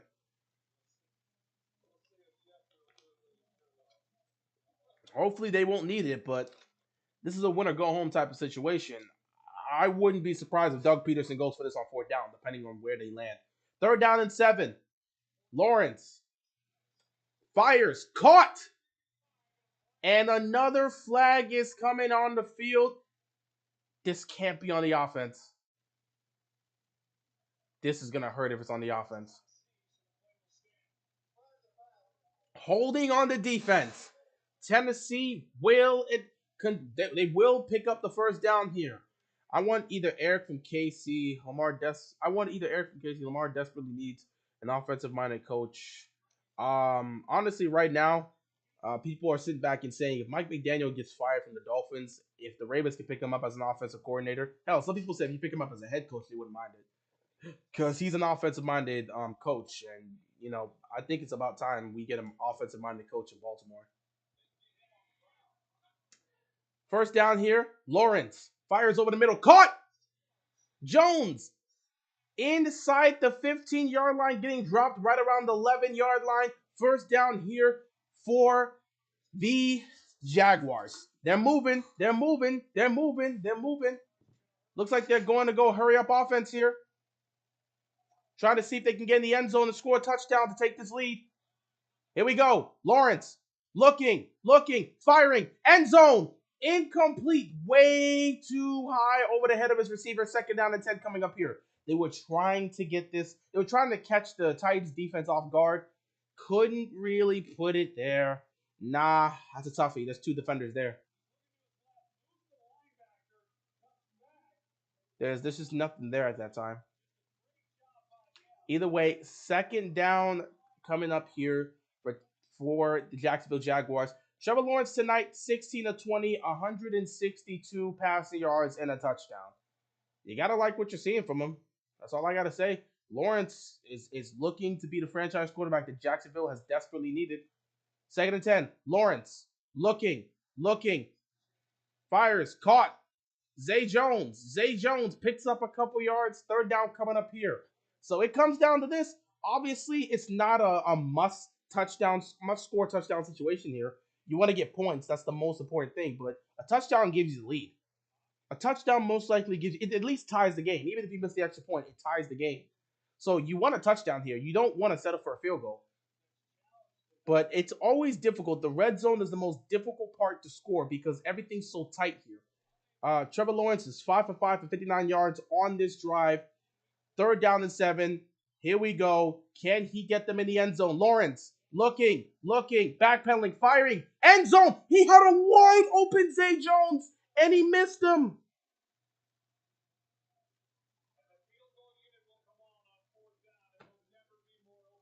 Oh my God.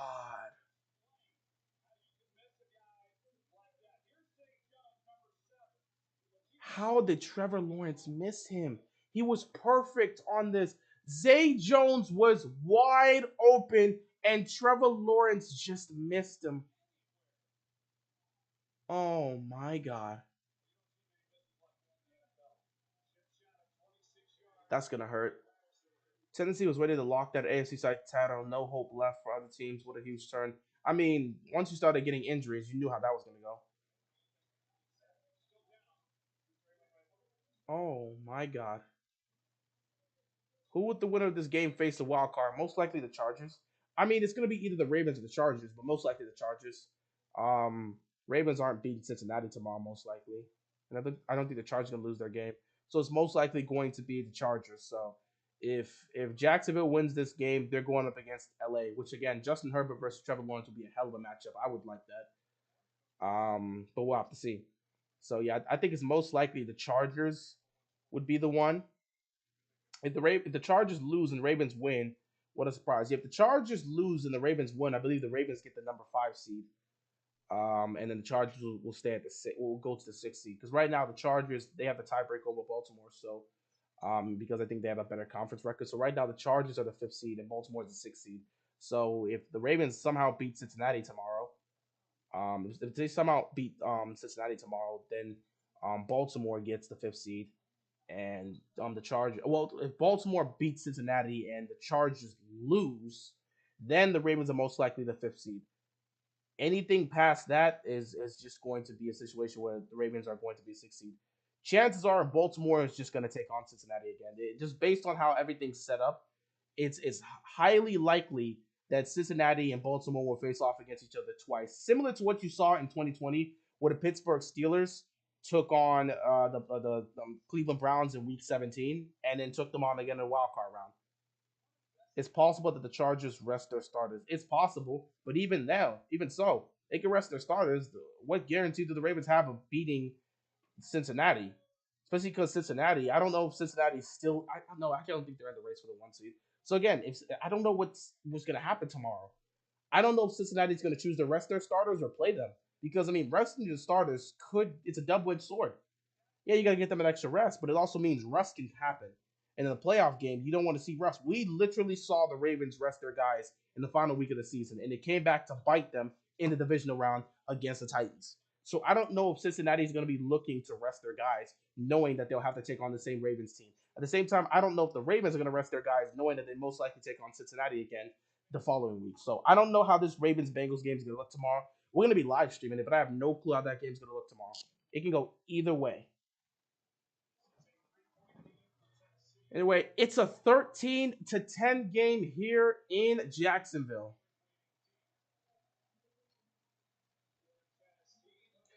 Titans get the ball here, and they're looking to do something with it here. First possession for the Titans in this half. Trevor Lawrence again cannot believe he missed a wide open Zay Jones. Steelers get that 7th seed tomorrow. Yeah, but everything has to go right for the Steelers. Steelers need to beat the Browns, and then they need both the Patriots. They need the Patriots to lose to the Bills, which is possible, and then they need the Dolphins to lose to the Jets, which is also possible. But they need both those teams to lose, and they need to win their game against Cleveland. So I have no idea if that's going to happen for Pittsburgh. Anything can happen, but we'll see.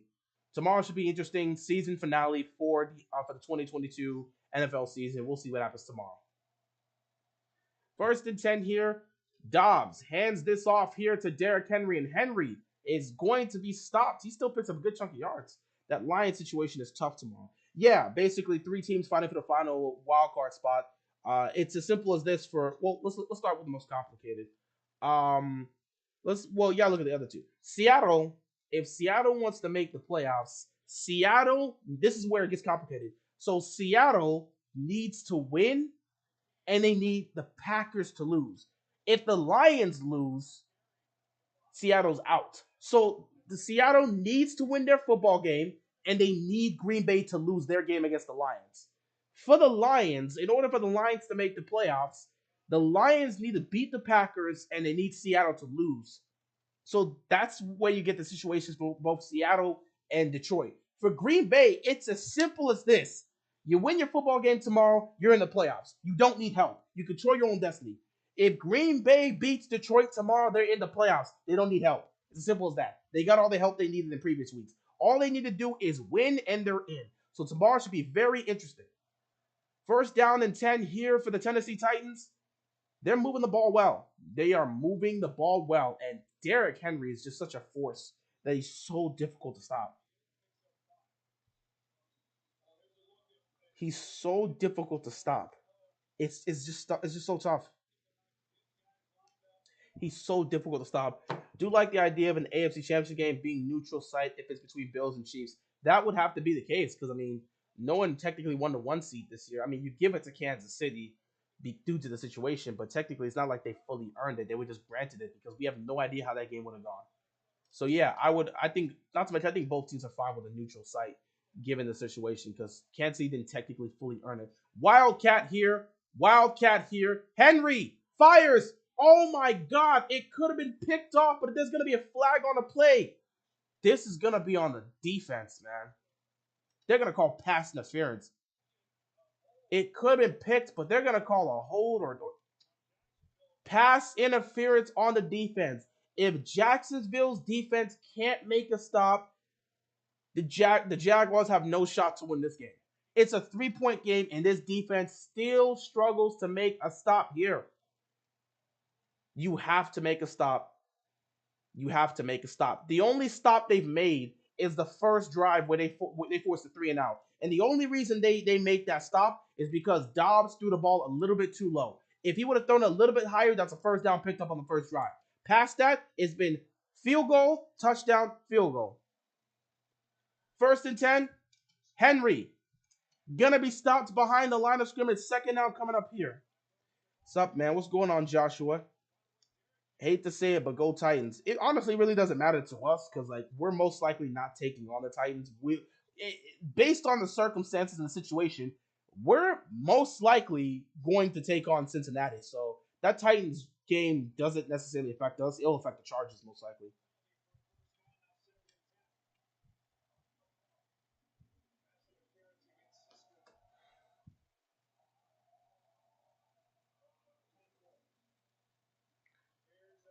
Incomplete here. Could not get the pass. Third down here.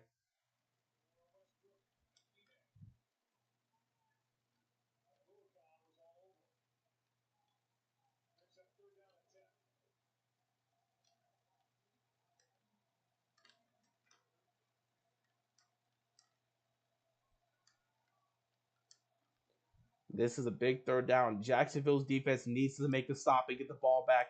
Tennessee needs to convert this to continue this drive and keep it alive. Everyone's fighting for their playoff life right now. They need to be prepared. Defense looks like they're going to send some pressure. Third and 10. They're sending pressure. They're sending 5. Here he comes. Dobbs standing in the pocket. Delivers. It is caught. What a catch by Woods. Oh my God. Dobbs stands in the pocket and delivers a strike. They're trying to get this off before it gets looked at.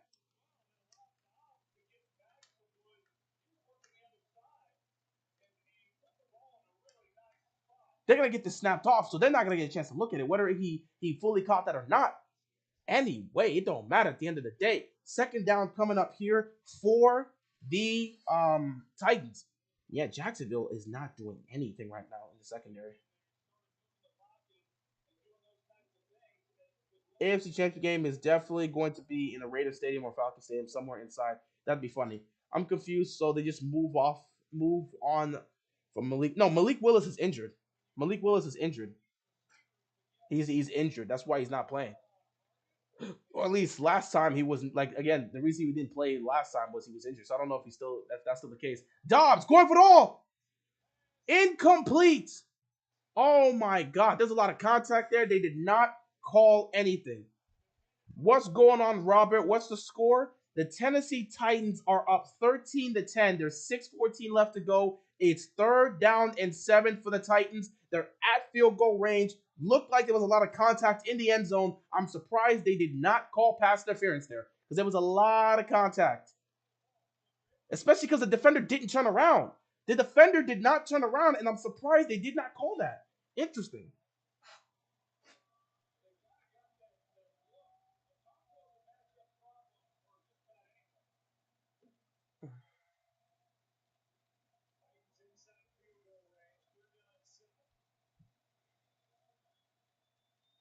Third and 7. Dobbs is running for his life. He's going to fire incomplete. No flag on the play. Fourth down. They're going to have to kick another field goal.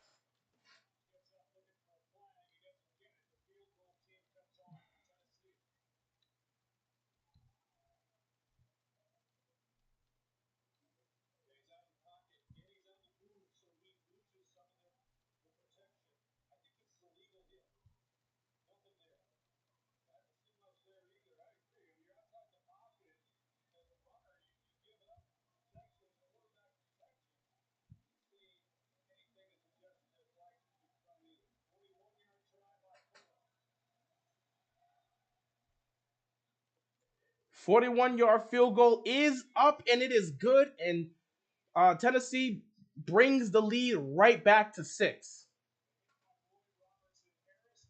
Wow, there's no flag on that tackle.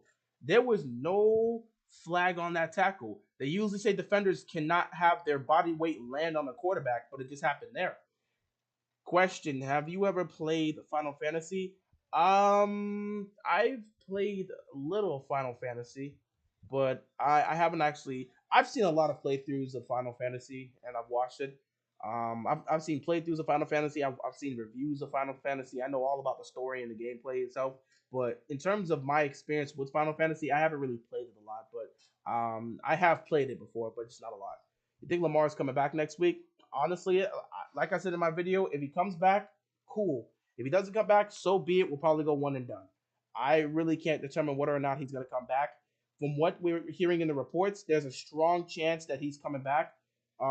There's a lot of belief and confidence that Lamar Jackson will be able to play next week in that wild card round. And apparently, I don't know, there was a report that says he feels confident that he can play. I don't know. Me personally, I'm hopeful that he'll come back next week, but I just don't know. We'll just have to see. It all comes down to whether or not he practices. Because if he doesn't practice, I don't see him playing. I'm new here. What's going on, Steven? Appreciate you stopping by. Welcome to the stream. We just chill out here, talk about football and life and stuff. That's usually what we do. But yeah, I personally believe that he has a great chance to come back next week. But I don't know if that's going to be the situation. I hope it's the case because I want to see him in the playoffs. But who the hell knows?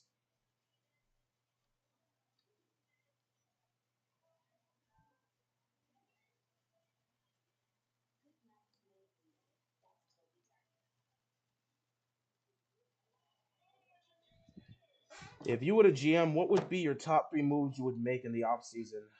One would definitely be firing.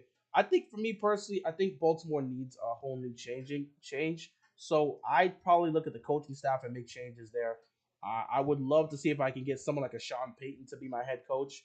I want an offensive minded head coach. I want to get a new offensive coordinator. So the coaching staff would be the number one thing I address. Number two thing I address is the receiving position. Because if I'm going to have Lamar Jackson here, he has to have weapons. So I need to change the system in terms of coaching, and I need to get this man receivers. So that's the first two things I'm going to do. And then the third thing I'm going to do, I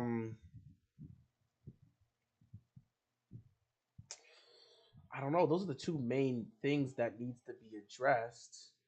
I guess I have to look at our medical team because a lot of people constantly look at our medical team and say, "Yo, why are our guys constantly dealing with injuries?" So I would have to look at that. I would have to look at that very, very tightly. See right there, they look at it in the playoff picture. Hunt, the Jaguars are not in there, so there's no way Jacksonville can make it in via wild card. They either win the division or they go home.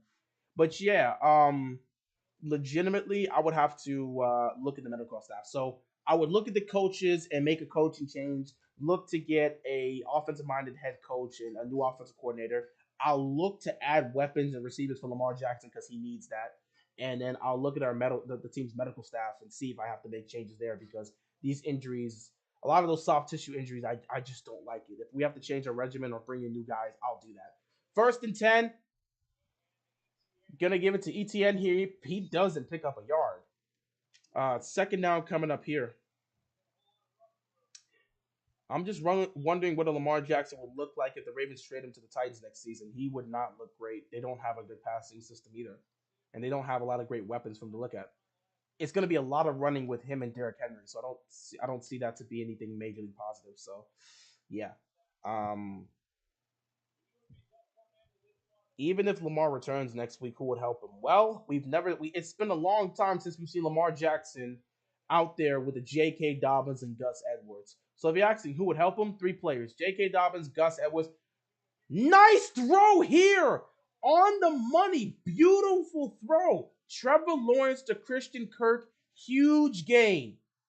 So in terms of who would help Lamar Jackson, Kevin, who would help him? You have a J.K. Dobbins, you have a Gus Edwards, you have a Mark Andrews. Those are the three weapons you're gonna have. Everyone else is just the pieces, but you got three guys that are gonna help you. So you better hope the defense can make great stops, and you better hope those three other guys can help assist Lamar in what he does. And besides, he can take off himself and use his legs. But again, with this injury, I don't know what state he's in, so I don't even know if he'll be doing a lot of running.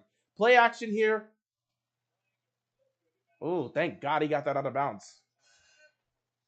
What is wrong with the Dolphins? You heard the reports say that they might fire McDaniel. That would be really dumb. It wouldn't surprise me if they do it too. Well, the reason they're saying that they fire Mike McDaniel is because they went all in. If you didn't notice this, the Miami Dolphins went all in. The moves they made over the last 2 years, the moves they made this offseason, the moves they made during the season, the pieces they picked up, the Miami Dolphins went all in. And at some point in this season, they were 8-3. They're now an 8-8 football team, and they don't even control their destiny. Missing the playoffs with that level of talent will be huge. Second and 10, Lawrence throwing on the run. It is caught.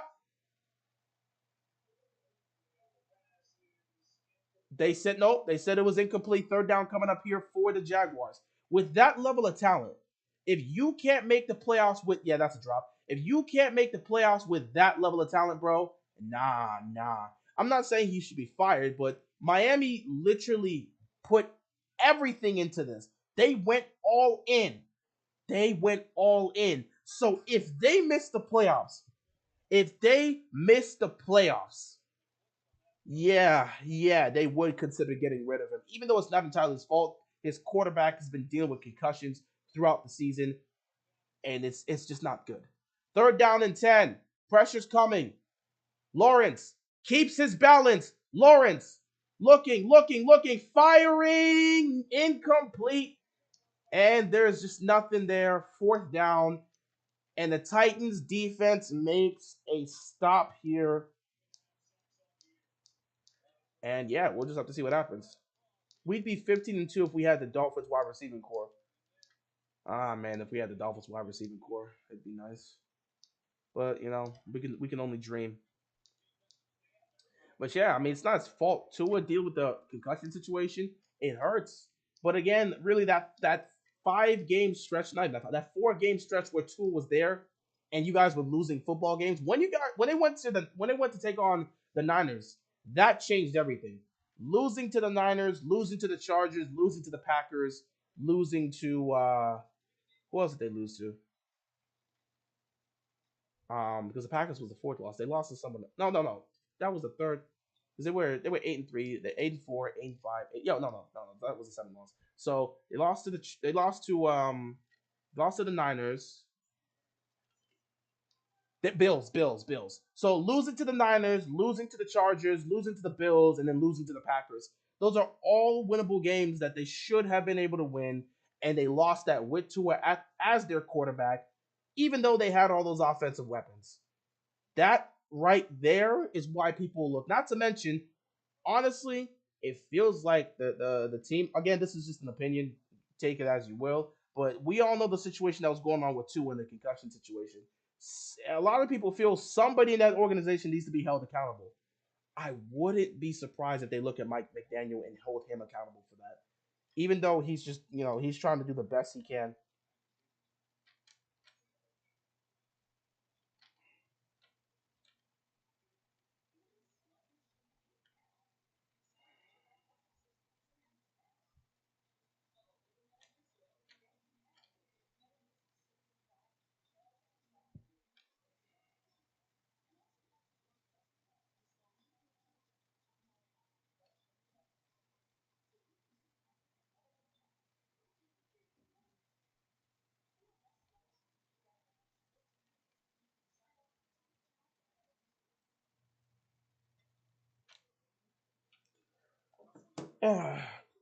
It's some weird stat, but every team that played the Niners this year, next game that team lost. That's weird. If they fire McDaniel, he should become an offensive coordinator. A lot of Ravens fans have said that already. If he gets fired, find a way to get him to Baltimore. Hell, some people say he could be our new head coach. But yeah, I would like him at Baltimore. I wouldn't have a problem. Again, I feel like okay, John Harbaugh's been here for 15 years. I feel like the message at some point it's going to reach its ending. Okay, it's been 15 years he's been here. At some point, you got to get some change in there, and I feel like that may definitely be the case at some point for John Harbaugh. But I don't know. I don't know if they're gonna move off of him.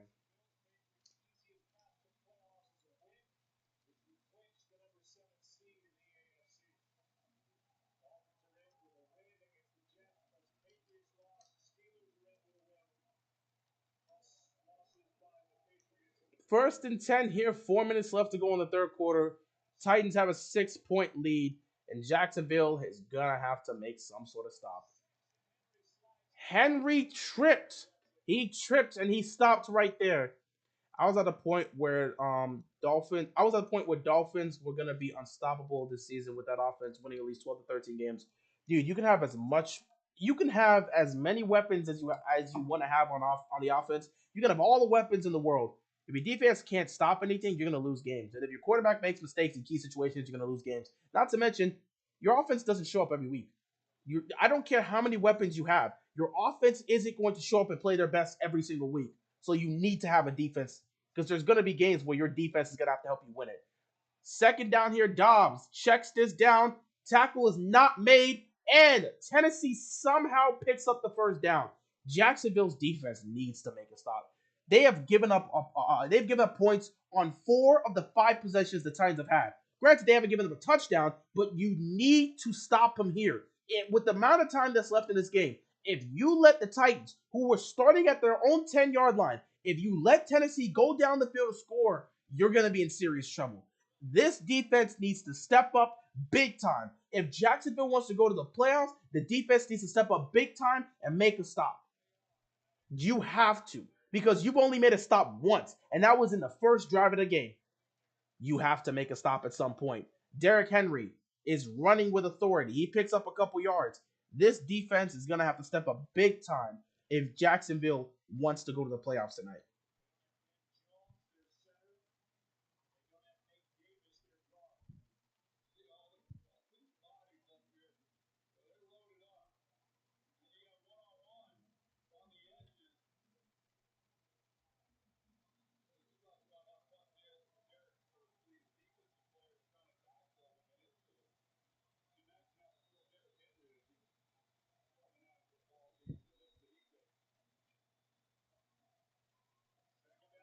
Second and 6, they're giving it to Henry, and Henry is taking, oh my God, Derrick. He fumbled the ball, but it went out of bounds. Oh my God, is this holding? Oh! Holding on the Titans. Derrick Henry had his first big run of the game, bursting through, getting them deep into Jaguars territory, and he gets called back for offensive holding. Oh, that's a big one. That hurts. That hurts if you're Tennessee. You just messed up a Derrick Henry highlight. He finally broke through. He finally broke through, and you ruined it. Oh, that hurts.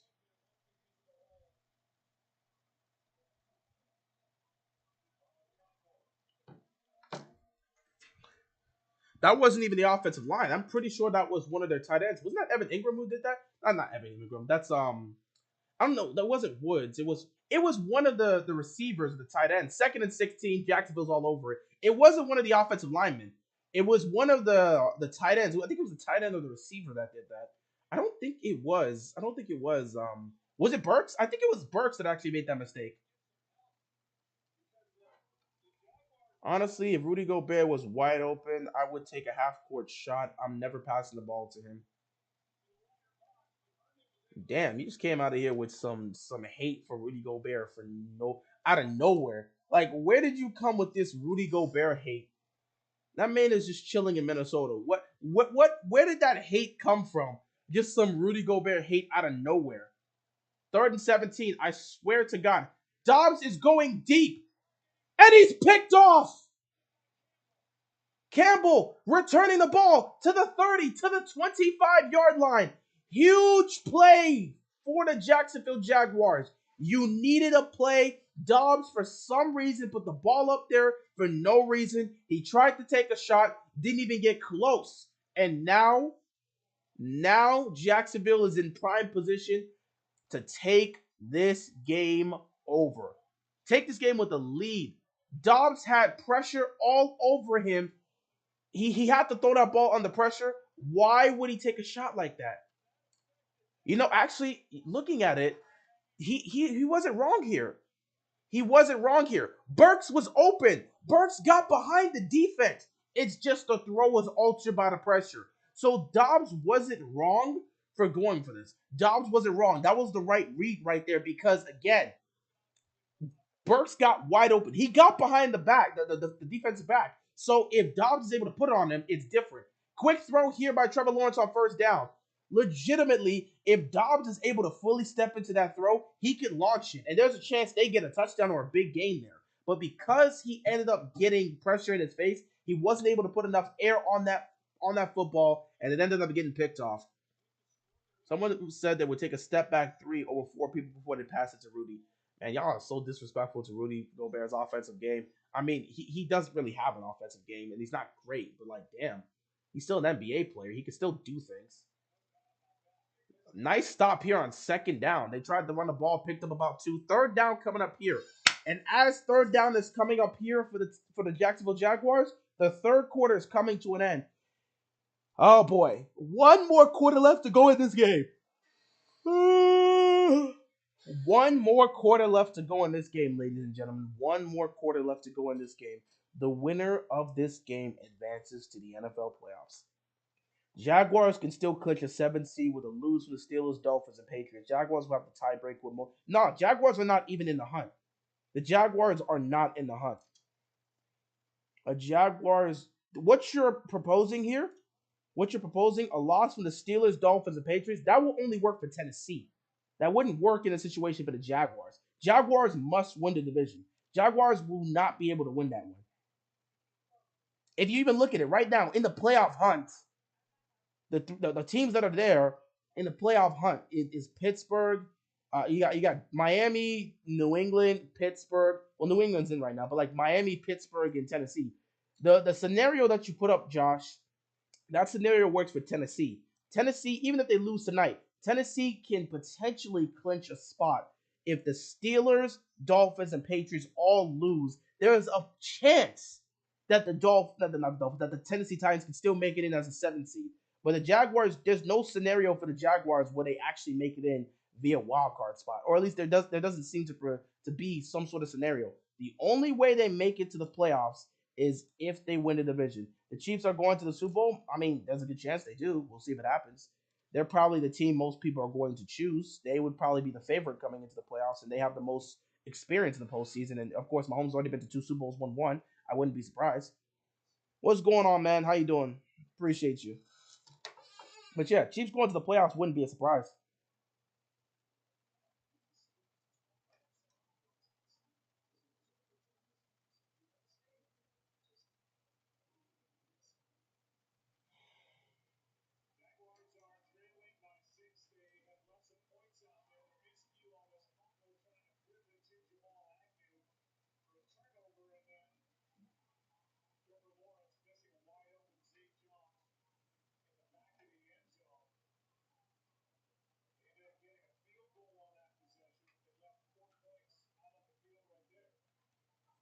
Third down and 3.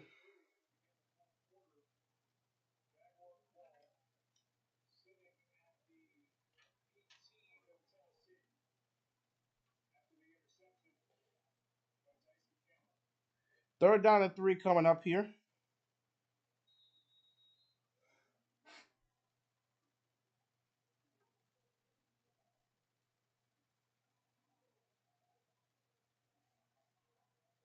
Let me put this down for a second. Third and 3. Can they pick up the first down here? Lawrence takes a snap. Lawrence firing. He's got a man again. Christian Kirk. Incomplete. Defense makes a stop. This is interesting. Jacksonville. Do you go for it here on fourth down?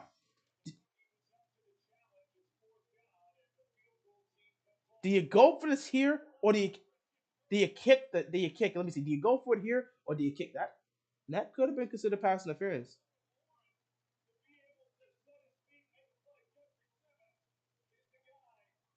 Nah, I don't know. I don't know. He got there at the right time. They're gonna kick a field goal here. I think the Jaguar scenario. I think it's a Jag scenario because Tennessee will fall at 7-10 and will be automatically eliminated. I don't know. When you look at it again, when they show the teams that are in the hunt, Jacksonville's not in that. Actually, you know what? Because maybe Jacksonville's right now holds the division. Maybe it is possible, but from the playoff scenarios I've seen, it didn't look like Jacksonville could make it in via wild card spot. Maybe it's possible. I haven't seen every possible scenario for every team fighting for the playoffs, so maybe you do have a point. I'm not fully sure. So what happens? So what has to happen for the Ravens to play Tennessee or Jacksonville? In order for the Ravens to play Tennessee or Jacksonville, Baltimore needs to beat Cincinnati, and the Chargers need to lose to whoever the hell they're playing in Week 18.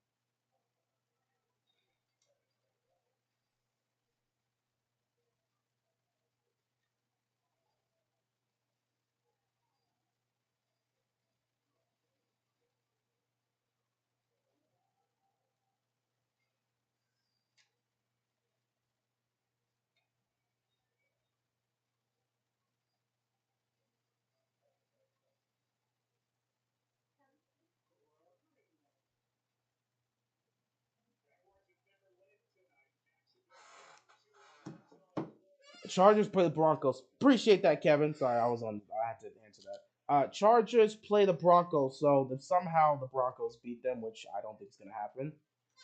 Listen, I've already accepted the fact that the Ravens are going to play Cincinnati unless Russell Wilson's going to end the season by just destroying the Chargers. I don't see that happening. But hey, anything could happen. Denver could potentially win. Who knows? We're just in the start of the third, on the third of the fourth quarter, and Tennessee again is up by three. Tennessee's up by three, and if you're just looking at it at the end of the day, there's a whole 15 minutes left to be played.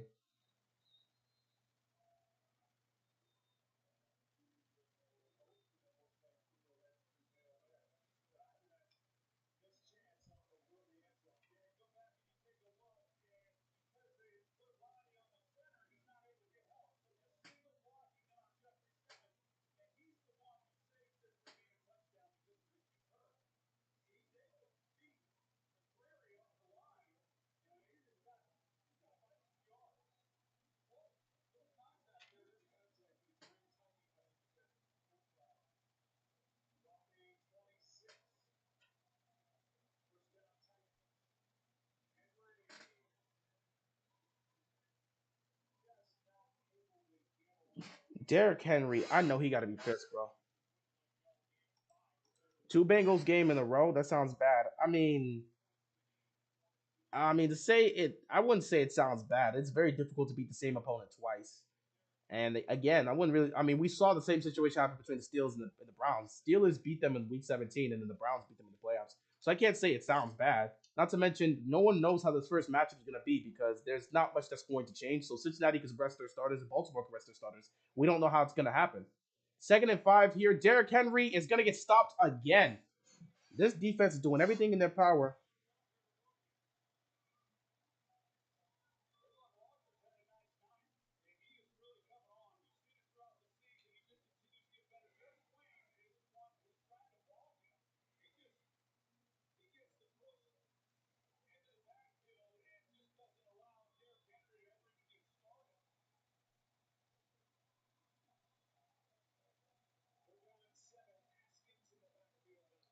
Third down and 7 here.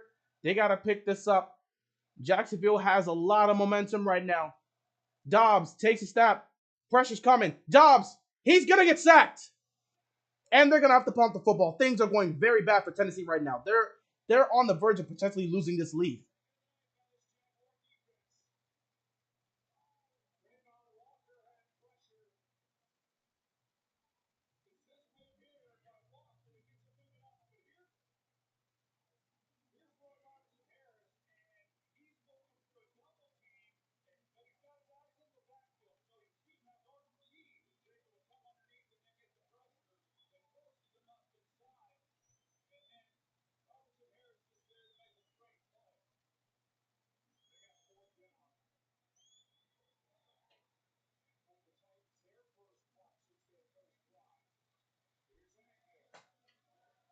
Jacksonville's got the ball. Oh wait, he's got speed. He's got speed. He's up to near midfield. You watch boxing, and so Tank fights tonight. Yeah, someone already told me that Tank is fighting tonight, so I might check that out. And yeah, I do watch boxing. Looks like Sean Payton will be the next head coach for Denver next season. I mean, that's the assumption. They're gonna talk with him, but it doesn't mean it's gonna happen. But we'll see what happens.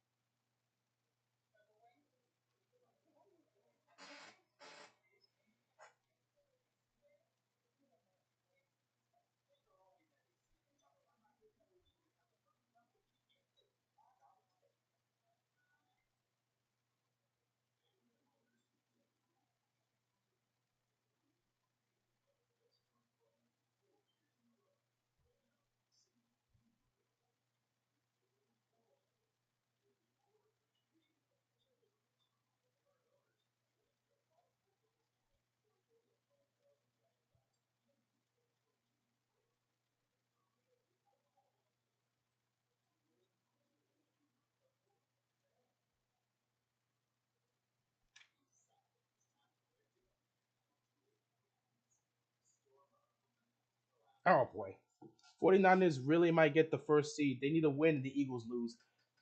Okay, see, here's the thing. Philadelphia is going up against the Giants tomorrow. I have no clue if Jalen Hurts is going to play or not. The Giants also can't get higher or lower than their seed. So it's a great chance that I'm not gonna say it's a great chance. It's a possibility that the Giants may choose the rest of their starters, but I think they're still gonna play. The Eagles with Gardner Minshew trying to get that. I don't know. Jalen is playing. Jalen Hurts is gonna play. They confirmed that to be the case. Okay, well then the Eagles are gonna get the number one seed.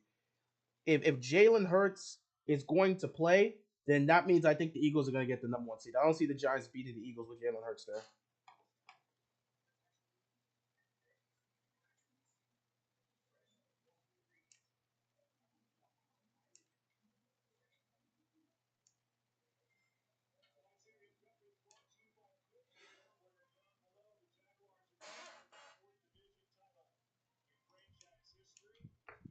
Giants resting Jones and Saquon. So okay, well if that's the case, I just confirmed that Saquon and Daniel Jones isn't playing. Then yeah, the Giants. Then that means the Eagles are definitely winning it. First and 10. Once again, the Jaguars have a chance to take the lead here, and just nothing there, and he just has to throw the ball in the dirt.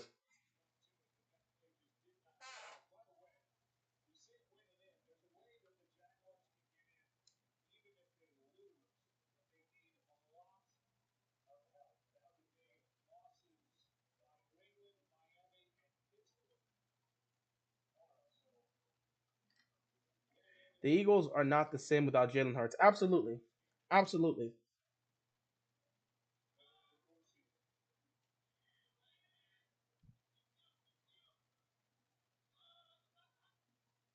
Second and 10. They're gonna hand this ball off. Can they get the edge? They're gonna pick up a couple of yards here, but third down's coming up. You watch soccer? I do watch soccer. The Premier League I do watch. Obviously, I watched the World Cup. I saw Argentina win that one. La Liga, I don't watch La Liga like that. MLS, I don't really watch it. In the Champions League, occasionally. Are you talking about UEFA Champions League? I watch some soccer. I'm not the most consistent soccer watcher, but I do watch it. I do because and my team, the only team I have is Liverpool. Third down and 7 here, bro. They gotta convert this here, man. Lawrence has all the time in the world to throw this football, and it gets batted in the air, and they're gonna have to punt this one. They're gonna play a back and forth type of game here.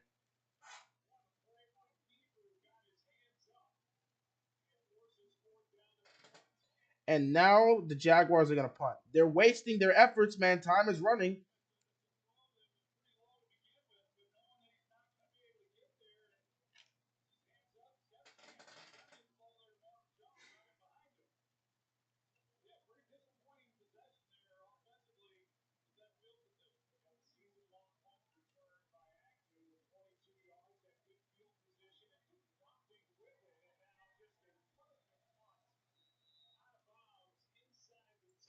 Oh boy. Perfect punt here, but again, when you're Jacksonville, how many possessions are you gonna have in this game? It's a 3 point game. It's right there for you.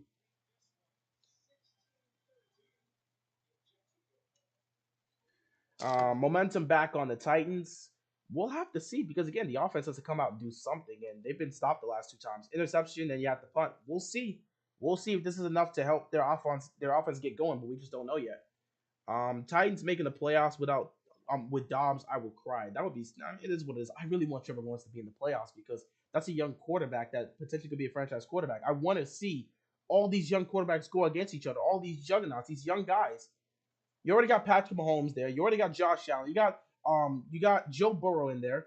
If he's good to play, you'll have a Lamar Jackson. You got a Justin Herbert there. Let's add Trevor Lawrence to the list. I want to see Trevor. We know it's most likely the Chargers and the winner of the AFC South. I don't want it to be Joshua Dobbs against Justin Herbert. I want Trevor Lawrence against Justin Herbert. That's just me. That's just me, though. I want that to be the case. What do you think it would take for the Ravens front office to fire their head coach? Honestly, I don't even know. I really don't even know. I honestly couldn't answer that question. You would think after having two two playoff wins in a decade would be enough. First of all, Lamar saved his job because it looked like Harbaugh was going to get fired after the 2018 season. But Lamar came in, saved his job, and helped us get to the playoffs. And from there, he ended up having a couple extra years. But now it seems like he could potentially be on the chopping block, but I don't know. We have to look at the owner, Steve Biscotti, and see how he feels. Because back in 2018, he looked like he was ready to fire Harbaugh. Does he feel like that now in 2022, 4 years later? Does he? Well, not 4 years, 4 or 5 years later. Does he? Well, it's 2023 now, so 5 years later, does he still feel the same? Does he feel? Does he still feel the same? Has his opinion changed? Because he felt that way at the time, changed his mind. Is his mind changed again? Is he back on potentially firing John Harbaugh? I honestly do not know. What I'm frustrated for Washington was benching Taylor for Wentz. Yeah, I hated that. Yes, he took a bad loss against the 49ers. Everyone takes a bad loss against the 49ers. Even the Dolphins took a bad loss against the 49ers. But still, he was changing around, making Washington. Yeah, he was just a difference maker. He was bringing energy to that team, that offense, and that defense, just that football team in general. And they chose to bring in freaking Carson Wentz, and that dude brought in no morale, no energy, just a waste. I want to see every single first round quarterback to play in the playoffs in the AFC. That's why I want the Jags to win tonight. But nope, they're looking like they're choking their division away. There's still plenty of time. We got a whole 11 and a half left to go. Titans giving it to Derrick Henry, and again, the defense is just making a stop. So as long as this Jaguars defense can get themselves in gear, you'll be fine. You don't bet your playoff hopes on Carson Wentz in 2022/2023. Exactly. Jaguars are such a weird team, seriously. Again, they're still a young team that's learning. Obviously, we remember the whole Urban Meyer situation last year. This is a year removed from that. So they have to deal with some bad things and some good things. They're learning. They're a young team. They're learning. So they had to learn how to win, and it took them a while, but they started to learn how to win, and now they're trying to figure out how to win in big moments and get themselves in a position to make the playoffs. It's going to be a process. This is a year removed from the Urban Meyer situation. The fact that they have a chance to make the playoffs is astounding. Second down here, Dobbs. Dobbs, just throw it away. Incomplete, third down and 12. Defense is really putting pressure here.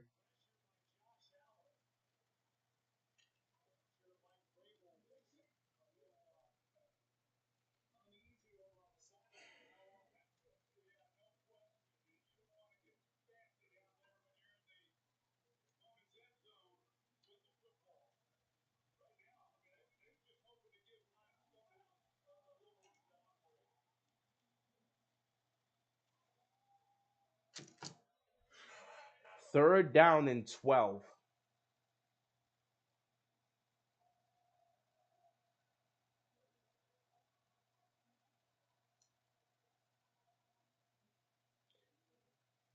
Dobbs gets it, but he's short. Fourth down. They're going to have to put the football again.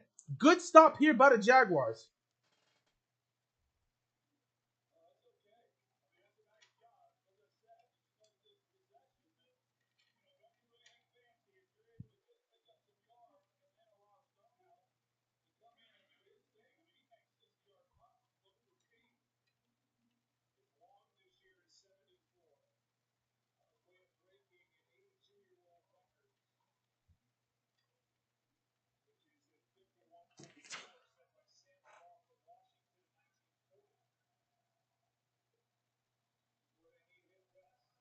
punt coming up here, and Jacksonville will get yet another opportunity. Yo, Jacksonville, how many opportunities are you going to get before you actually do something? It's a 3-point game. At some point, Jacksonville's got to do something offensively. Y'all got to get it going. Both defenses are showing up in the most crucial moment of the season. Trevor Lawrence, you're that difference maker. You're the better quarterback on the field. You're the franchise guy, potentially. I mean, you already look like the franchise guy. Go out there and put this game in the favor of the Jaguars. Win this. Trevor Lawrence, on this drive, I don't care what has to happen. You need to put points up.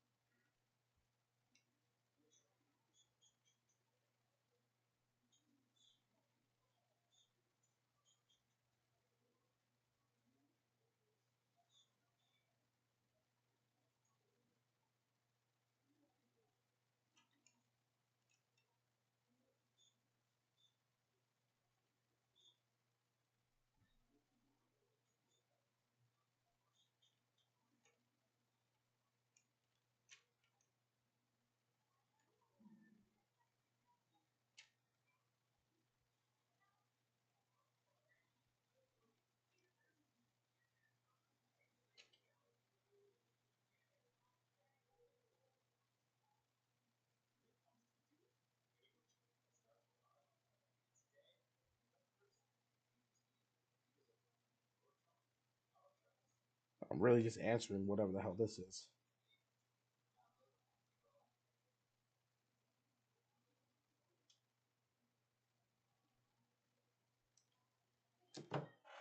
Chargers dark horse now that they're in the playoffs. Interesting. I've already said my NFC dark horse is the Giants. What will my AFC dark horse be? Hmm. See, it'd be interesting to say Cincinnati is a dark horse, but Cincinnati went to the Super Bowl last year.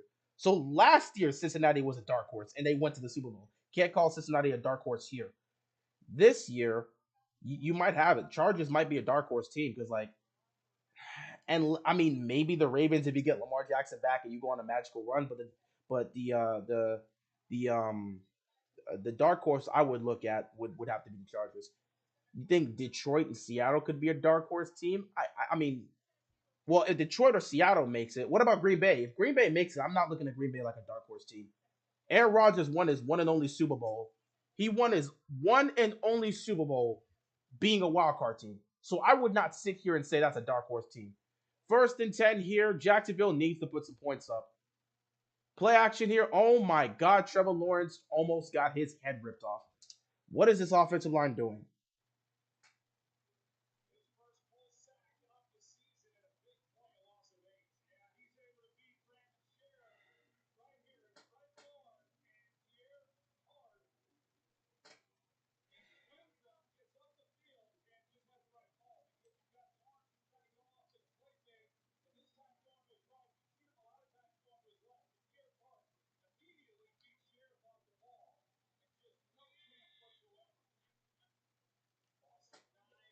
Second and 19. Now you just got to get it back on this check down here. A lot of that was some good yardage picked up here on second and 19.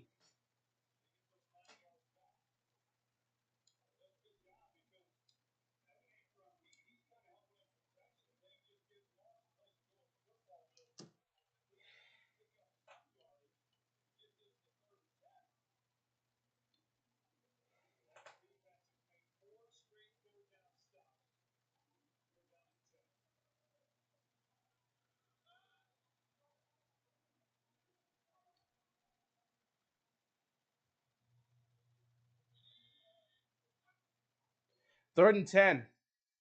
Lawrence going deep. He has a man, but he threw it out of bounds. Oh my God.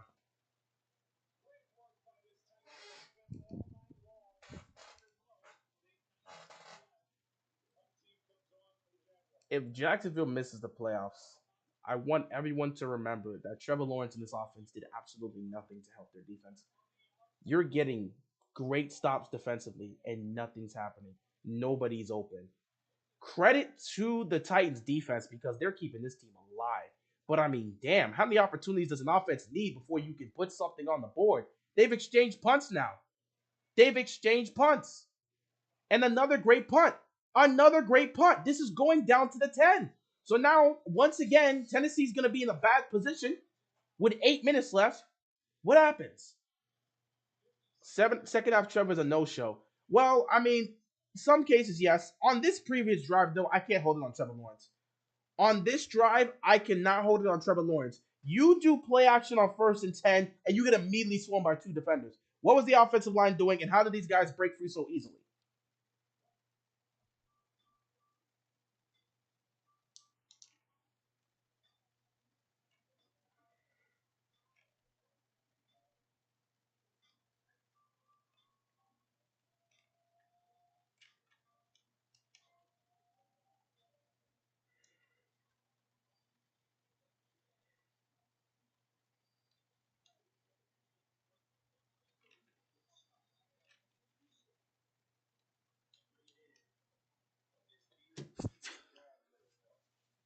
If Wentz doesn't get hurt in 2017, do you think he will still be the MVP caliber quarterback he was in Philly? I really just don't know. He was playing well. So he was playing well. He was playing well in 2017 and looked to be an MVP guy. Then he suffered an injury, it wasn't the same. Um Decision making has been a huge problem for Carson Wentz. Decision making. Some of the things Carson Wentz has been bad at over the last couple years has nothing to deal with his ACL injury. That's a mobility type situation. And his mobility since the ACL injury has been relatively fine. Carson Wentz has not suffered another knee injury since. So mobility wasn't the issue. A lot of things issue related with Carson Wentz has to do with his decision making and his leadership skills. That has nothing to do with an ACL. So um that is something he would have to fix himself. And it could have been a situation where 2017 was a magical year. But I also think that the events that happened in 2017 could have changed him.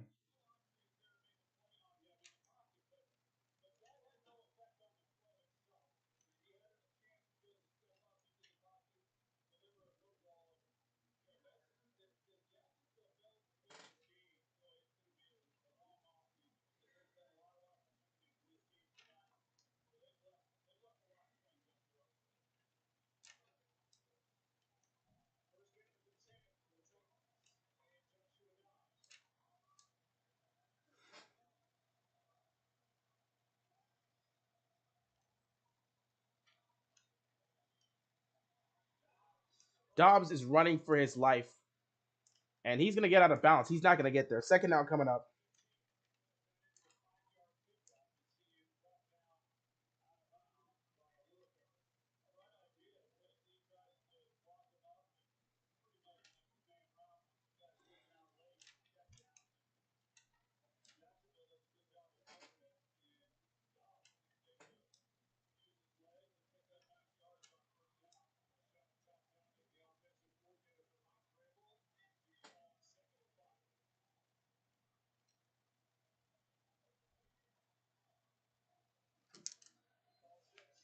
They're gonna run this here on 2nd and 5, and they're not going to get it. 2 yards picked up here by Derrick Henry. They're gonna cut this close. Maybe Tennessee's able to pick up a first down. Who the hell knows? But yeah, Carson Wentz. Honestly, I think the biggest thing that hurt Carson Wentz was the fact that that team won a Super Bowl. They won a Super Bowl with Nick Foles, and it seemed like it visibly affected the fact that someone else can come in and lead that team to a Super Bowl, a team that he helped out. It just seemed like he never recovered, and Philly slowly killed his confidence because the team rallied behind Nick Foles than they did when he was there. Maybe it's just the fact that he just was never a natural born leader, or he just didn't display the leadership skills. 3rd and 3, pressure's coming. He's gonna dump it off again. Another Jacksonville almost made the stop. Jacksonville almost made the stop, but it looks like he's gonna pick up the first down unless his knee was down before he crossed. They're gonna give him the first down. He barely picked up the first. The clock is winding down, and Tennessee is just trying to kill time. Jacksonville's defense has to make a stop now, even though they've given several opportunities, several prime opportunities for their offense to do something, and they haven't done it. It reminds me of Joe Flacco never being the same after the 2015 season with the ACL injury he had. Well, I mean, he was basically the same in 2017. 2016, I can understand that. Derrick Henry runs and picks up a first down, and now they're killing the clock. Now they're going to be killing the clock, and it's getting desperate. Desperation time is going to start hitting for Jacksonville's defense. They got to be tired. They got to be tired at this point. They have to be tired at this point.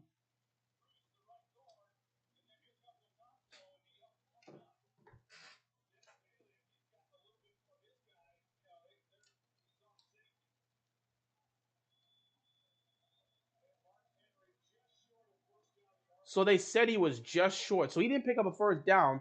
He was short. Hand this to Henry here and pick up that yard to kill more time. Oh, they're going to do a play fake here. And he dropped it. Just hand the ball to Henry. Just hand the ball to Derrick Henry.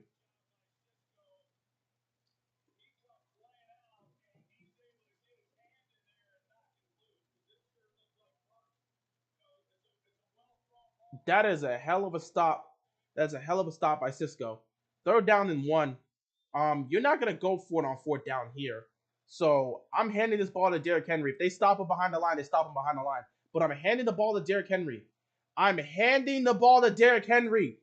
Hand the ball to Henry. They're gonna quarterback sneak it. He got it. He got it. But I'd prefer to just hand the ball to Derrick Henry. They got it on the quarterback sneak. Again, I don't think Tennessee's going down the field here, but that's not the problem. That's not the situation. What you need is to kill clock if you're Tennessee. I had so much doubt Nick Foles was going to lead the Eagles to a Super Bowl run. What a crazy turn. Alshon Jeffrey was a beast wide receiver at the time. He was killing it. Some quarterbacks are only good in the system. That is true. Some quarterbacks thrive in the system if you put the right pieces around them. Other quarterbacks have to make do. They just have so much talent and natural skill that they're able to make. They're able to create something with. They're able to create more with less, basically. They're going to hand this ball off here to Derrick Henry, and they're going to try to stop him. This defense is trying to get the ball back to Tennessee as quickly as possible. If Tennessee somehow gets to Tennessee, if Jacksonville, my mistake, they're trying to get this ball back to Jacksonville. If the Jaguars offense gets this ball again, they're going to have to play with the understanding that that is the final possession of the game. So you either win this with a touchdown or you tie it with a field goal. That's assuming they can get the football back. But the defense is tired. And all Tennessee has to do is just grind and kill that clock. Kill that clock. And they're going to be fine. We're under 4 minutes now. If I'm them, I'm just running the ball. Don't need to risk putting the ball in harm's way. Hand it to Derrick Henry and run this football and continue to kill the clock. I don't need to throw the football here. I don't. They're going to stop Henry. He's going to be down. Third down coming up here. If the defense can make one more stop, you're going to get the ball back to Jacksonville, and Jacksonville's offense is going to have to play with the understanding that if they do not score a touchdown, if they don't score a field goal or score a single point, they're going to lose. A field goal ties the game. A touchdown wins it. So if you're Jacksonville, you better hope your defense can make a stop on third down. If you can get the ball back, you have to get the ball back with the mindset of a touchdown wins us the division. A touchdown wins us the division. There's 3 minutes left on the clock. It's 3rd and 6. They're nowhere near midfield. They're at the 35-yard line. They're going to throw. No. This is a bad idea. Don't throw. He fumbled it. Why would you throw? He's going 20, 10, touchdown Jaguars. Oh, my God. Why would you throw?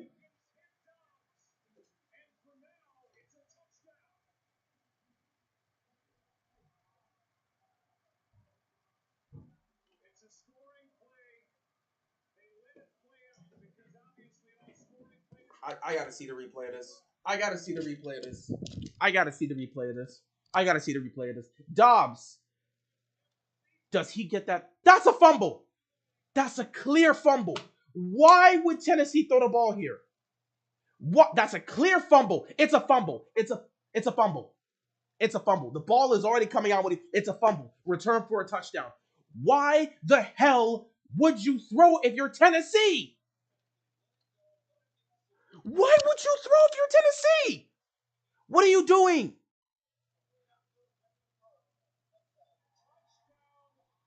It's a touchdown.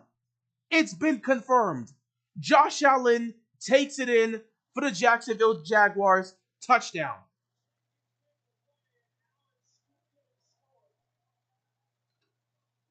Why would you throw?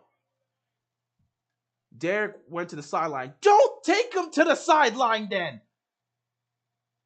I don't care if they don't pick it up on third down. You punt the football and let them go down the field to score. Throwing it, it wasn't even for the fumble. That was just a hell of a play.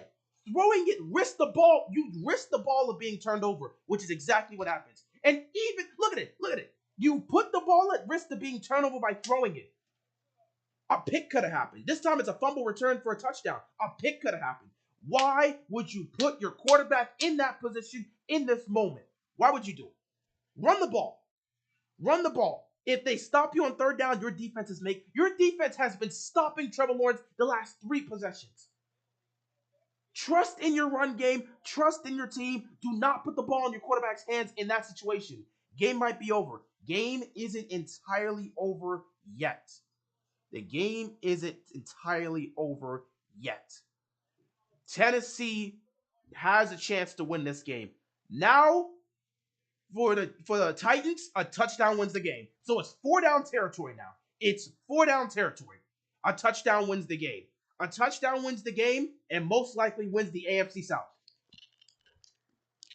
Mike Vrabel is going to have to think about that decision, man.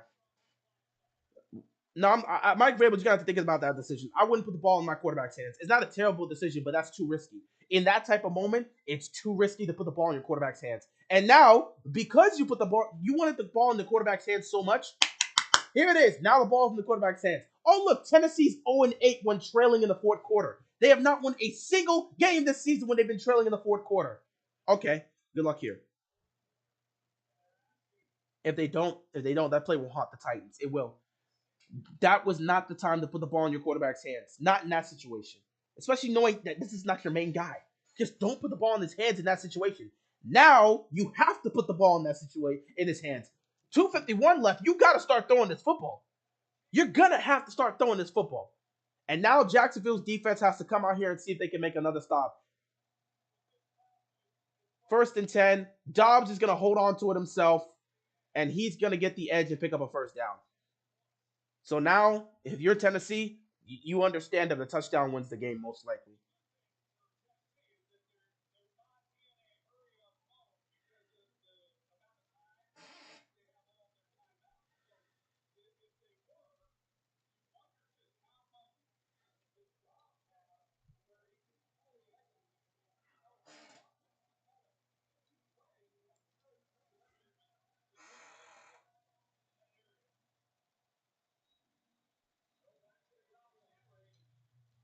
Henry's moving the ball and picking up a first down, or nearly a first down. It's going to be about 9.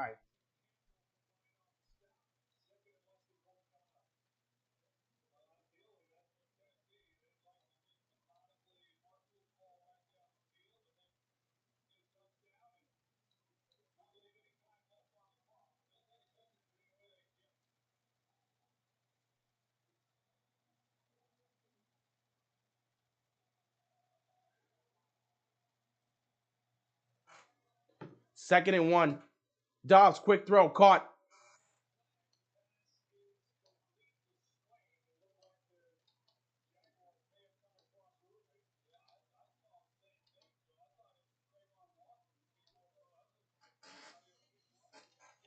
Oh, man. Well, here we are, ladies and gentlemen. 2-minute warning. Someone's going home in 2 minutes. I will be back, but somebody is going home in 2 minutes. Yes, sirree. Somebody's going home in 2 minutes.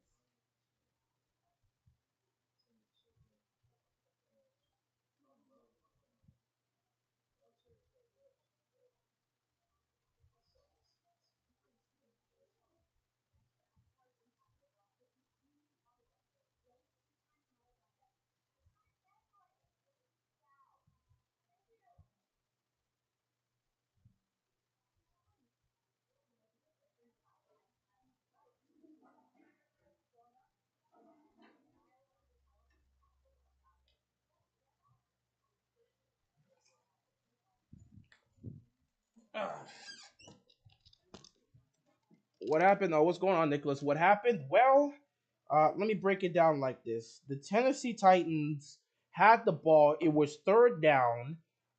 It was about 3 minutes left to go in the game, and they had the ball.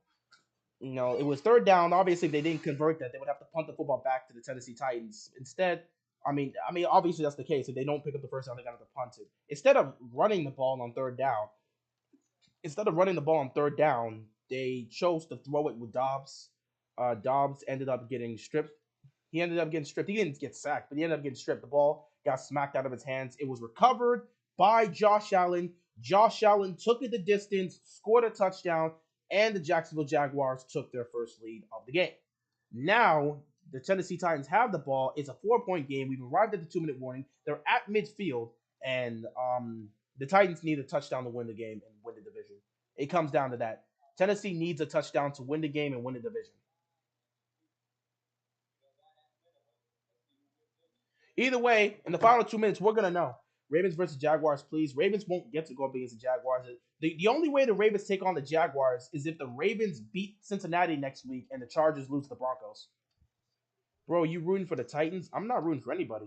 Oh, you talking about White? I'm not rooting for anybody. This offensive coordinator is play calling really. Oh, this offensive coordinator play calling really don't be thinking. I just didn't think at that point you should have thrown the football. I thought that was a bad idea. And obviously, it turned out to be a bad idea. I would have preferred to just run the ball and get the ball back if you're not able to convert for the first. 1st and 10 here at midfield. They're at midfield. Dobbs is keeping the ball again. And he's going to be knocked. Well, he's not going to fall, but he's going to be pushed out of bounds.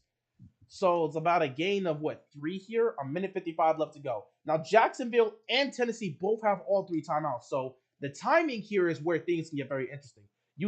Tennessee needs a touchdown. So time is on their side because they're at midfield with 2 minutes left. What happens is you have to see what happens here in this situation in terms of getting it done. 2nd and 7. Oh my God, he fumbled it! He fumbled it!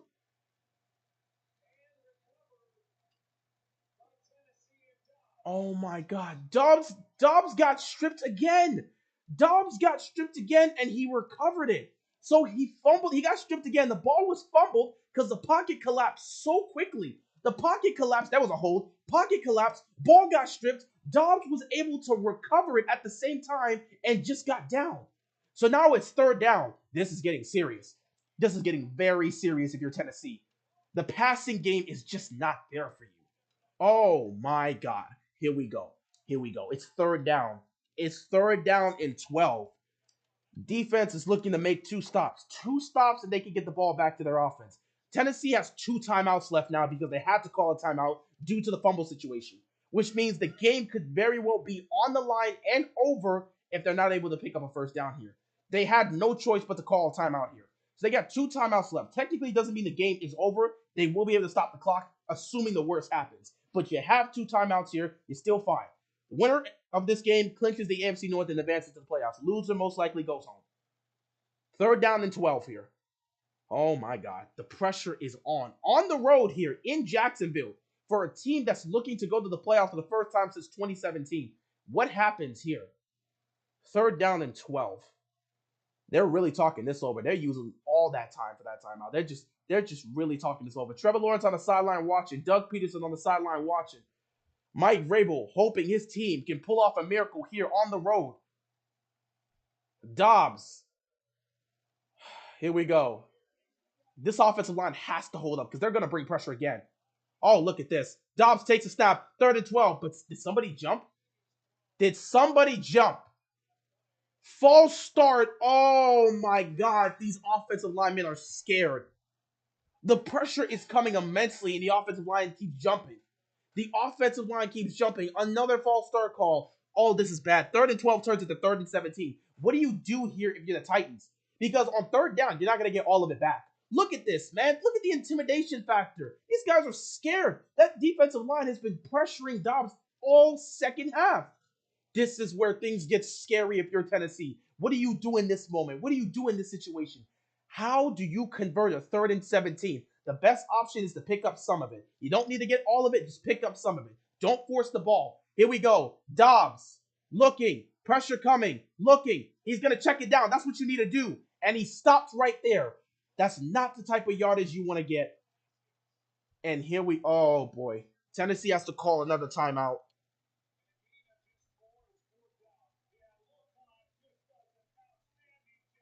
If I'm Tennessee, I'm not calling a timeout. If I'm Tennessee, I'm not calling a timeout. I understand you want to get the right play, but worst case scenario, I need to have 2 timeouts to give myself a chance. With 1 timeout, the game is most likely over. Now this defense needs to make one more stop. One more stop from Jacksonville, and they're most likely heading into the playoffs for the first time since 2017. Even Trevor Lawrence can sense it. He's putting his hands up on the sideline. One more stop. 4th down and 13. What the hell does a football team do on a 4th and 13 with your season on the line on the road in Jacksonville? What do you do in this situation? Oh boy, y'all talked a lot of trash about Ryan Tannehill. Y'all wish y'all had Ryan Tannehill right now. Oh my goodness. To be in this type of situation, what do you even do here? Dobbs is in a terrible situation. Empty backfield here. Dobbs on 4th and 13. He's getting protection. Dobbs is going to check it down?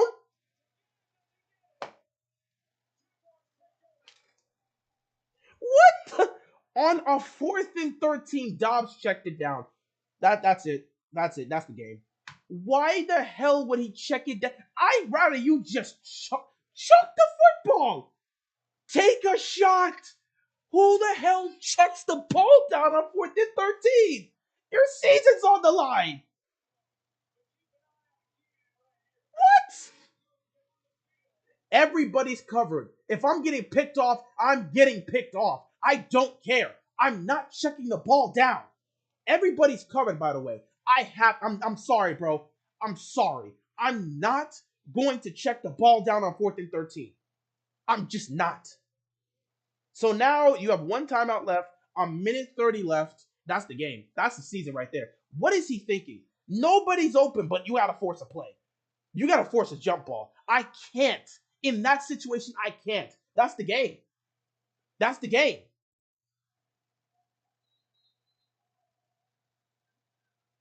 They can utilize their timeout all they want. That's the game, and they know it. They're not even going to use their timeouts.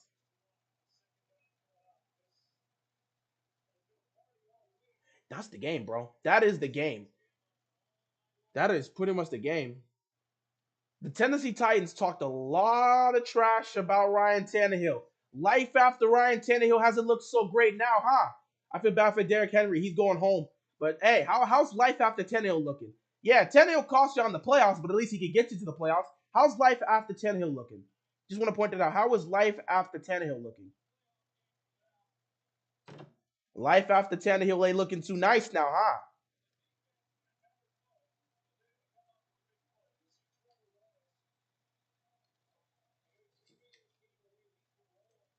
Trevor Lawrence did not have a good second half. I want to point that out. Trevor Lawrence did not have a good second half. He made some good plays in the first half. He missed some throws. He had an up and down game, and the defense really had to come through. But hey, at the end of the day, he's a young quarterback. He's still trying to figure it out, and he now gets to have the opportunity, just like Justin Herbert. Both Trevor Lawrence and Justin Herbert are heading to the NFL playoffs for the first time in their career. What a huge blow to Tennessee from 7-3 to 7-10. It was bound to happen with the amount of injuries they were having. Everybody was getting hurt. At some point, it looked like it was done for them. Tennessee looked finished by week 15. And you just knew they were not going to hold on. The minute Jacksonville took that division from them originally, we all knew it was over. And Dobbs is just sitting on the sideline. He's just sitting on the bench right now, just so disappointed in himself. There's nothing he could have done. I personally wish he would have chucked it instead of just settling for a check down, because there's nothing that's going to happen there. It's not over yet. Titans aren't going to call timeout. They're going to let it go. And it looks like the clock is done right there. I don't think they need to have another check down here. Maybe they do. The clock is continuing to go, so I don't think they need another check down. I'm not another knee. I don't think they need to take another knee. I'm pretty sure the game is done because they're at 10 seconds now. Yep, the game is done. And ladies and gentlemen, that is it. The Tennessee Titans are officially eliminated. But here we go. For the first time in his young career, Trevor Lawrence is heading to the NFL playoffs. The Jacksonville Jaguars are the AFC South champions. For the first time since 2017, Jacksonville is heading to the playoffs for the first time since 2017. And hey, I can't wait to see this new blood in the playoffs. Both Justin Herbert and Trevor Lawrence go into the postseason for the first time in their career. So now it is official. 6 of the 7 playoff spots have been secure. And when you look at the quarterback situation, Patrick Mahomes, Josh Allen, we're getting strong considerations that he will play. And as a Ravens fan, I hope he plays. If he does, Lamar Jackson, Joe Burrow, Justin Herbert, and now Trevor Lawrence. If we can get a situation where you can get a Tua or a Mac Jones in the playoffs, things will look good. And hell, even if it's Pittsburgh, you're going to have a young quarterback in Kenny Pickett. This playoffs is going to be nothing but young quarterbacks in the AFC. This is the next generation of quarterbacks in the AFC. This is the next generation of football in the AFC. We're seeing it right now. The next generation of football, the next generation of quarterbacks. Congratulations to the Jacksonville Jaguars for winning the division. Trevor Lawrence gets to go to the playoffs for the first time in his career, and I wish the Jaguars the best of luck. Justin Herbert going up against Trevor Lawrence. And what makes this so great is that one of these two young quarterbacks, they're going to get their first playoff win in their first appearance in the postseason. Y'all love to kill quarterbacks that don't succeed right off the bat. One of these two quarterbacks, because it's most likely going to be Jaguars versus Chargers in the wildcard round. One of these two quarterbacks will get their first ever playoff win of their career in their first appearance in the playoffs. Trevor was holding them back. I can't really say Trevor was holding them back. It was more the offensive line was holding them back. Offensive line was not good. Do you know how many times Trevor Lawrence was pressured? Now, Trevor Lawrence missed some throws. The biggest one was a touchdown to the back of the end zone to, Zay Jones. You got to get that one. So he missed the throw. He missed maybe 2 or 3 throws in this game. You got to make those throws. But the offensive line did not do him favors. They did not. So that offensive line has to perform better in the playoffs. And Trevor Lawrence has to make those type of throws. He's got to hit on those guys. If they're wide open in the end zone, you have to hit there. But yeah, I'm going to end it here. This has been a very interesting experience. I didn't expect the game to be this close and come down to the wire, but everything worked out the way I thought it would work out. Trevor Lawrence, 20-32, 212 pass yards, a touchdown, no picks. He did a good job in the first half. Second half, not so much, and his team was able to win. The Chargers will destroy the Jaguars, sadly. Nothing's guaranteed in the playoffs. Nothing is guaranteed in the playoffs. Are you going to make the playoff preview videos like last year? I'm going to look to do that. So most likely you'll see me make a preview of every single game. I feel like I could do that this year. I am so nervous with what will happen tomorrow. I don't know what's going to happen tomorrow. We'll see what happens there. Take care, man. This was more interesting than the Chiefs game. That Chiefs game was never going to be interesting. The Raiders couldn't hang with the Chiefs, and we all knew that. Anyway, I appreciate you guys. I'm going to head out of here because I don't have anything else to add to this. I got nothing else to say. Once again, congratulations to the Jacksonville Jaguars for winning the AFC South, first divisional title since 2017, first time in the playoffs since 2017, and the first time in the postseason for Trevor Lawrence's young career. We will see what he'll do when he most likely goes up against another guy entering the playoffs for the first time in his career in a Justin Herbert. That Chargers-Jaguars game is going to be epic, and I cannot wait to see that go down. With that being said, I appreciate you guys. Wait, one last thing. Tennessee, figure out this quarterback situation. Life after Tannehill doesn't look good, does it? Is Tannehill your guy or not? Either you figure this out or not. I don't know what you do with Malik Willis. I don't know what happens. But this offseason, figure out this quarterback situation and fast. With that being said, that is all I got. I appreciate you guys. Congratulations to the Jaguars. And I will see you tomorrow when the Ravens take on the Bengals. Peace out.